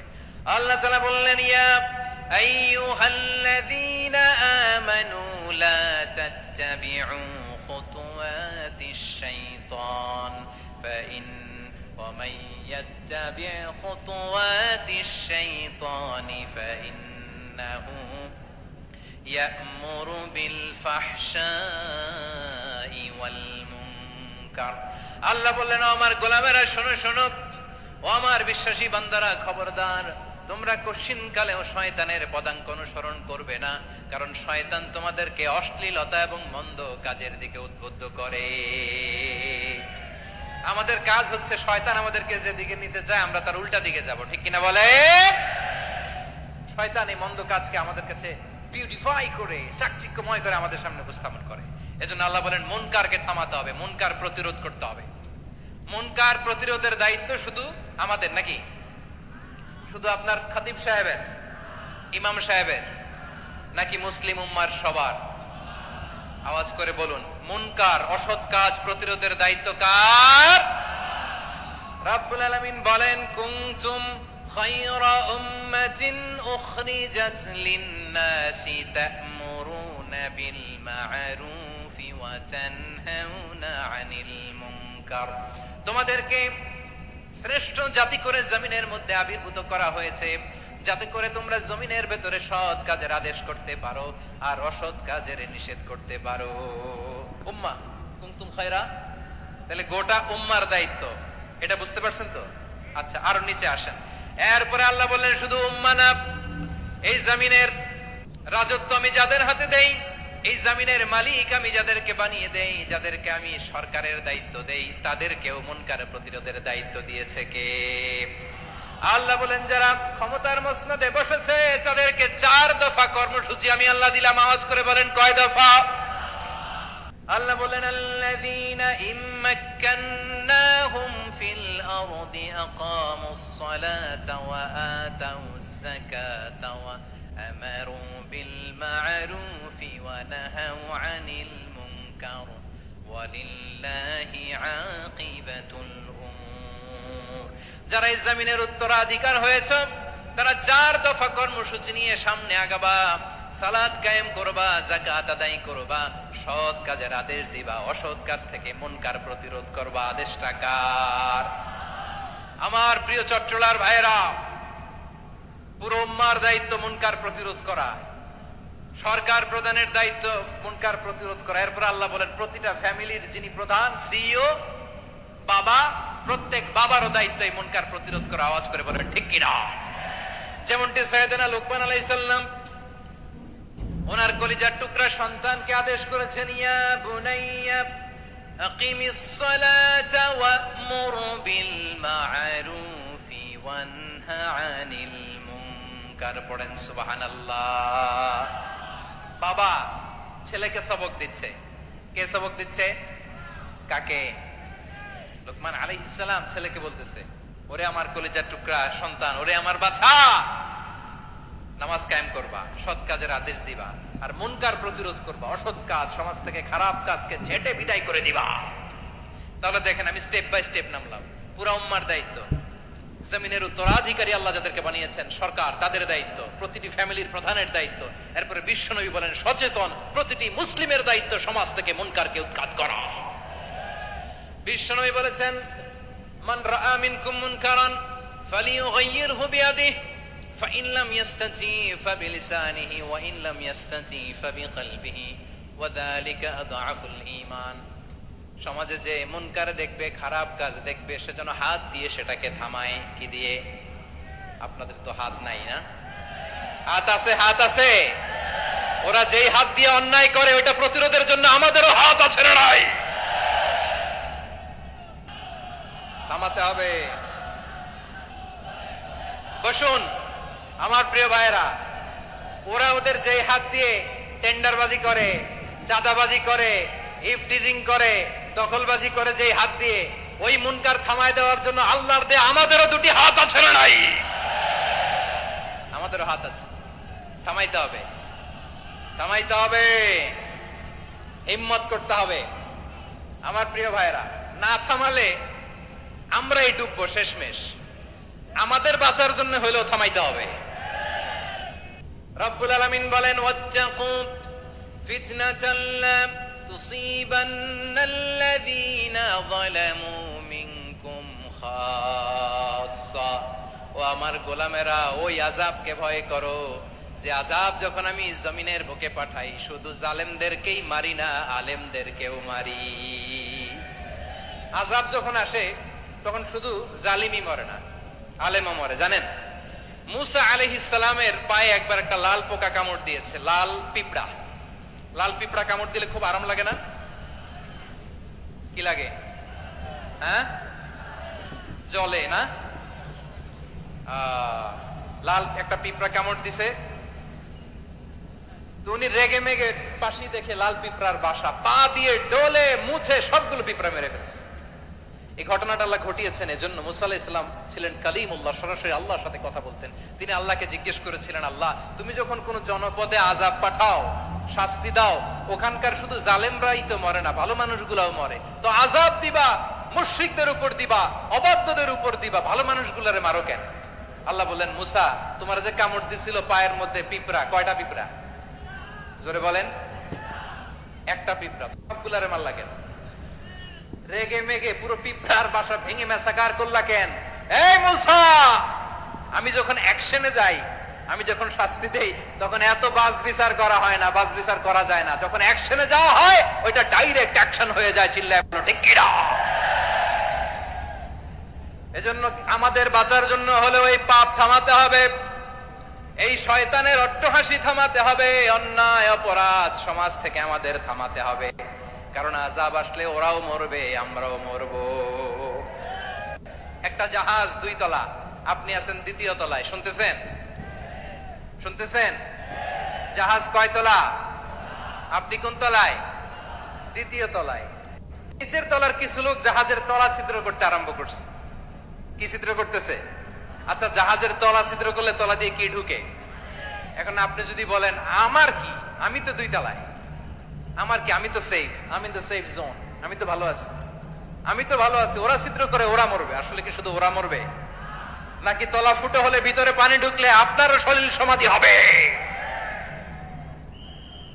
তলা দিয়ে যখন পানি ঢুকবে, জাহাজ ঢুকলে আপনিও মরবেন। এজন্য নিজে মরার আগে ওই পাগলগুলোর নিচতলায় যে থামাতে হবে। চিল্লায় বলেন ঠিক কিনা? এজন্য আল্লাহ বললেন মুনকার প্রতিরোধের দায়িত্ব সমাজের টপ টু বটম সবার। পুরো আম্মার দায়িত্ব, সরকার প্রধানের দায়িত্ব, প্রতিটি ফ্যামিলির প্রধান বাবার দায়িত্ব, বিশ্বনবী বললেন প্রতিটি সচেতন মুসলিমের দায়িত্ব। এজন্য মুনকার প্রতিরোধ করার দরকার আছে না নাই? সমাজে এই যে ইফটিজিং হয়, আপনার বোনের বয়সী একটা মেয়েকে কিছু বকাটে টিটকারি করে, এই বলে সেই বলে, নোংরা কথা বলে, রাস্তায় দেখেও আপনি পাশ দিয়ে না দেখার মতো চলে যান কেন? আপনি দাঁড়ান না কেন? আপনি দাঁড়ালেই তো থেমে যাবে। কারণ সত্যের যে শক্তি, তার সামনে মিথ্যা মুখ থুবড়ে পড়ে। আপনার সামনে ও কিছুই না, নাথিং। আপনি দাঁড়ান, ওকে প্রশ্ন করেন যে আমার বোনকে তুমি ডিস্টার্ব করো কেন? আপনাকে দেখে আরো 5 জন দাঁড়াবে, 5 জনকে দেখে আরো 10 জন দাঁড়াবে। আমাদের নীরবতা আর আমাদের নিশ্চুপ থাকাই জালিমদেরকে আরো শক্তিশালী জালিম বানিয়েছে। এজন্য মুনকার প্রতিরোধের দায়িত্ব আমাদের সবার। টেন্ডারবাজি, চাঁদাবাজি, দুর্নীতি, অপরাধ, দখলদারিত্ব, মজুদদারি, এগুলো সবকিছু একসাথে প্রতিরোধ করতে হবে। ঠিক কিনা বলেন? একটা মানবিক সমাজ যদি চাই, প্রতিরোধ করতে হবে। প্রিয় ভাইয়েরা, আল্লাহর শপথ নিয়ে বলি, এই নাসিহাত গুলো সবার জন্য, সব দলের জন্য, সব মতের মানুষের জন্য। আমরা কোন দলের প্রতি মানুষকে ডাকি না, আমরা ডাকি ইসলামের দিকে। সব দলের, সব মতের, সব মানুষদেরকে আমরা আহ্বান জানাই, আসুন আমরা একটা সুন্দর সমাজ বিনির্মাণ করি। এই যে নতুন বাংলাদেশের এক সুযোগ এসেছে, আর জীবনে হয়তো আসবে না, সামনের 100 বছর এই সময় আসবে না। আসুন দেশটাকে আমরা সাজাই, আসুন আমরা দুর্নীতি বন্ধ করি, আসুন আমরা চাঁদাবাজি বন্ধ করি, আসুন আমরা দখলদারিত্ব বন্ধ করি, আসুন আমরা এক দল আরেক দলকে নিশ্চিহ্ন করার যে রাজনীতি, এটা বন্ধ করি। সব দলের প্রতি আমার আহ্বান। আমি কিছুদিন আগে একটা নিউজ দেখলাম, ওই যে লন্ডনে বসে জনাব তারেক রহমান সাহেবকে আমি ধন্যবাদ দিতে চাই। উনি সংবাদ শোনা মাত্রই ওনার দলের অনেক চাঁদাবাজকে উনি বহিষ্কার করেছেন। I do appreciate. প্রতিটি দলের এরকম ইনিশিয়েটিভ নেওয়ার দরকার আছে না নাই? যে কোনো দলে এই প্র্যাকটিসটা থাকার দরকার আছে না নাই? চাঁদাবাজদের সাথে আপনারা নিজেদেরকে মুক্ত ঘোষণা করবেন যে এরা আমার দলের কর্মী হতে পারে না। আমরা চাঁদাবাজ মুক্ত বাংলাদেশ চাই, জুলুম মুক্ত বাংলাদেশ চাই, ফ্যাসিজম মুক্ত বাংলাদেশ চাই, গুণ খুন খারাপি মুক্ত বাংলাদেশ চাই। আমরা নতুন ভোরের বাংলাদেশ চাই। ওই বাংলাদেশ পাওয়ার জন্য মুনকার প্রতিরোধে, অন্যায় প্রতিরোধে যদি বাঘের বাচ্চার মতো, আবু সাইদের মতো 2 হাত উঁচু করে, বুককে টান টান করে প্রসারিত করে দাঁড়াতে হয়, রাজি আছে মুসলমান? কারা কারা রাজি? আল্লাহকে হাত দেখিয়ে প্রতিজ্ঞা করো। আমার প্রিয় ভাইয়েরা, বসুন বসুন আমার ভাইয়েরা। রাব্বুল আলামিন বলেন, ওয়ায়ানহা আনিল ফাহশাই ওয়াল মুনকারি ওয়াল বাগি ইয়াইদুকুম লাআল্লাকুম তাযাক্কারুন। বসুন। আল্লাহ বললেন, আমি অশ্লীলতাকে নিষেধ করি, আমি সব ধরনের মন্দ কাজকে নিষিদ্ধ করি, সব শেষে আমি সীমা লঙ্ঘনকে তোমাদের জন্য নিষিদ্ধ করি। আলোচনা মনে আছে তো, না ভুলে গেছেন? নিষিদ্ধ করেছেন কয়টা জিনিস? 1 নম্বরে অশ্লীলতা, 2 নম্বরে মুনকার তথা সব মন্দ কাজ, 3 নম্বরে আল বাগি, সীমা লঙ্ঘন, ক্রসিং দ্য লিমিট। সীমা লঙ্ঘন করা ভালো না। We all should know our limits. চিল্লায় বলেন ঠিক কিনা? একই আয়াতে আল্লাহ বললেন, কুল ইন্নামা حرم ربي الفواحش ما ظهر منها وما بطن والإثم والبغي بغير الحق। অন্যায় ভাবে যে অবাধ্য হয়, যে সীমা লঙ্ঘন করে, তাদেরকেও আমি এটা হারাম করে দিলাম। সীমা লঙ্ঘন করা হারাম, সীমা লঙ্ঘন করা হারাম। আল্লাহ বারবার আমাদেরকে ওয়ার্নিং দেয়। যখন আমরা থামি না তখন আল্লাহ ধরে, আর যখন ধরে তখন ছাড়ে না। ধরে না, ধরলে আল্লাহ ফেরাউনকে কিন্তু হুট করে ধরে নাই। আপনারা জানেন 9 বার ওয়ার্নিং দিয়েছে ফেরাউনকে। আল্লাহ তাআলা ওয়ার্নিং দিয়েছিল কয়বার? বীর চট্টলার বীর সেনানীরা আওয়াজ করে বলেন, ফেরাউনকে ধরার আগে ওয়ার্নিং দেয়া হয়েছিল কয়টা? রব্বুল আলামিন বলেন, ওয়ালাকাদ আতাইনা মূসা 9 আয়াতিন বাইয়িনাত। 9টা মুআজিজা দেখিয়েছি। 1 2 3 বারবার এইভাবে রিমাইন্ডার, ওইভাবে রিমাইন্ডার, এইভাবে নসিহত, ওইভাবে দাওয়া। ফাকুলা লাহু কাওলান লাইকিনা, নরম করে বলো, সফট করে বলো, যত ওয়ে হতে পারে দাওয়া মেথডোলজি। মুসা আলাইহিস সালামের সব অ্যাপ্লাই শেষ। 10ম বারে যে আল্লাহ ধরছে, 10ম বারে যে ধরেছে। এজন্য আল্লাহ বলেন, আমি সীমা লঙ্ঘনকে পছন্দ করি না। কোরআনের অন্য আয়াতে বাগীকে বলা হয়েছে আল ইতিদাব। সীমা লঙ্ঘন যারা করে তাদেরকে আল্লাহ বলেছেন মুতাদিন। وقاتلوا في سبيل الله الذين يقاتلونكم ولا تعتدوا إن الله لا يحب المعتدين। আমি সীমা লঙ্ঘনকারীদেরকে কোশ্চেন কালেও পছন্দ করি না। আমরা যেন সীমা লঙ্ঘন না করি। রাজি আছেন তো? যে কোনো ক্ষেত্রে ইবাদতে যেন সীমা লঙ্ঘন না করি। অনেকে আমরা ইবাদতে সীমা লঙ্ঘন করে ফেলি। বিশ্বনবী সাল্লাল্লাহু আলাইহি ওয়াসাল্লাম যেটা শিখিয়েছেন এর বাইরে যে অতিরিক্ত বুজুর্গ হতে চায়, এরকম আছে না নাই? করা যাবে না, কোনো ক্ষেত্রেই সীমা লঙ্ঘন করা যাবে, এমনকি যুদ্ধ ক্ষেত্রেও না। বিশ্বনবী সাল্লাল্লাহু আলাইহি ওয়াসাল্লাম বলেন, খবরদার যুদ্ধ ক্ষেত্রেও সীমা লঙ্ঘন করো না। কি সুন্দর ইসলাম আমরা পেয়েছি। বিশ্বনবী বলেন, খবরদার যুদ্ধের ময়দানে কোনো নারীর গায়ে হাত তোলো না, কোনো শিশুর গায়ে হাত তোলো না, কোনো গবাদি পশু হত্যা করো না, কোন শস্য ক্ষেত্র ধ্বংস করো না, ইবাদতরত অন্য ধর্মের কোন সন্ন্যাসীর গায়ে হাত তুলো না। বলেন সুবহানাল্লাহ। তাহলে আমরা সীমা লঙ্ঘন করতে পারবো? প্রিয় ভাইরা, একটা সুখী, সমৃদ্ধ, শান্তির সমাজ, মানবিক সমাজ যদি আমরা গঠন করতে চাই, আমাদের আল্লাহর দেয়া কয়টা আদেশ মানতে হবে বলেন দেখি? সবাই বলেন কয়টা? আর বেঁচে থাকতে হবে কয়টা জিনিস থেকে? আওয়াজ করে বলেন কয়টা? আচ্ছা, আদেশ নাম্বার 1 কি ছিল বলেন? আল্লাহর আদেশ কি? 1 নাম্বার আদাল, ন্যায়পরায়ণতা। আমরা সুবিচার, সুশাসন, ন্যায় বিচার চাই কি চাই না?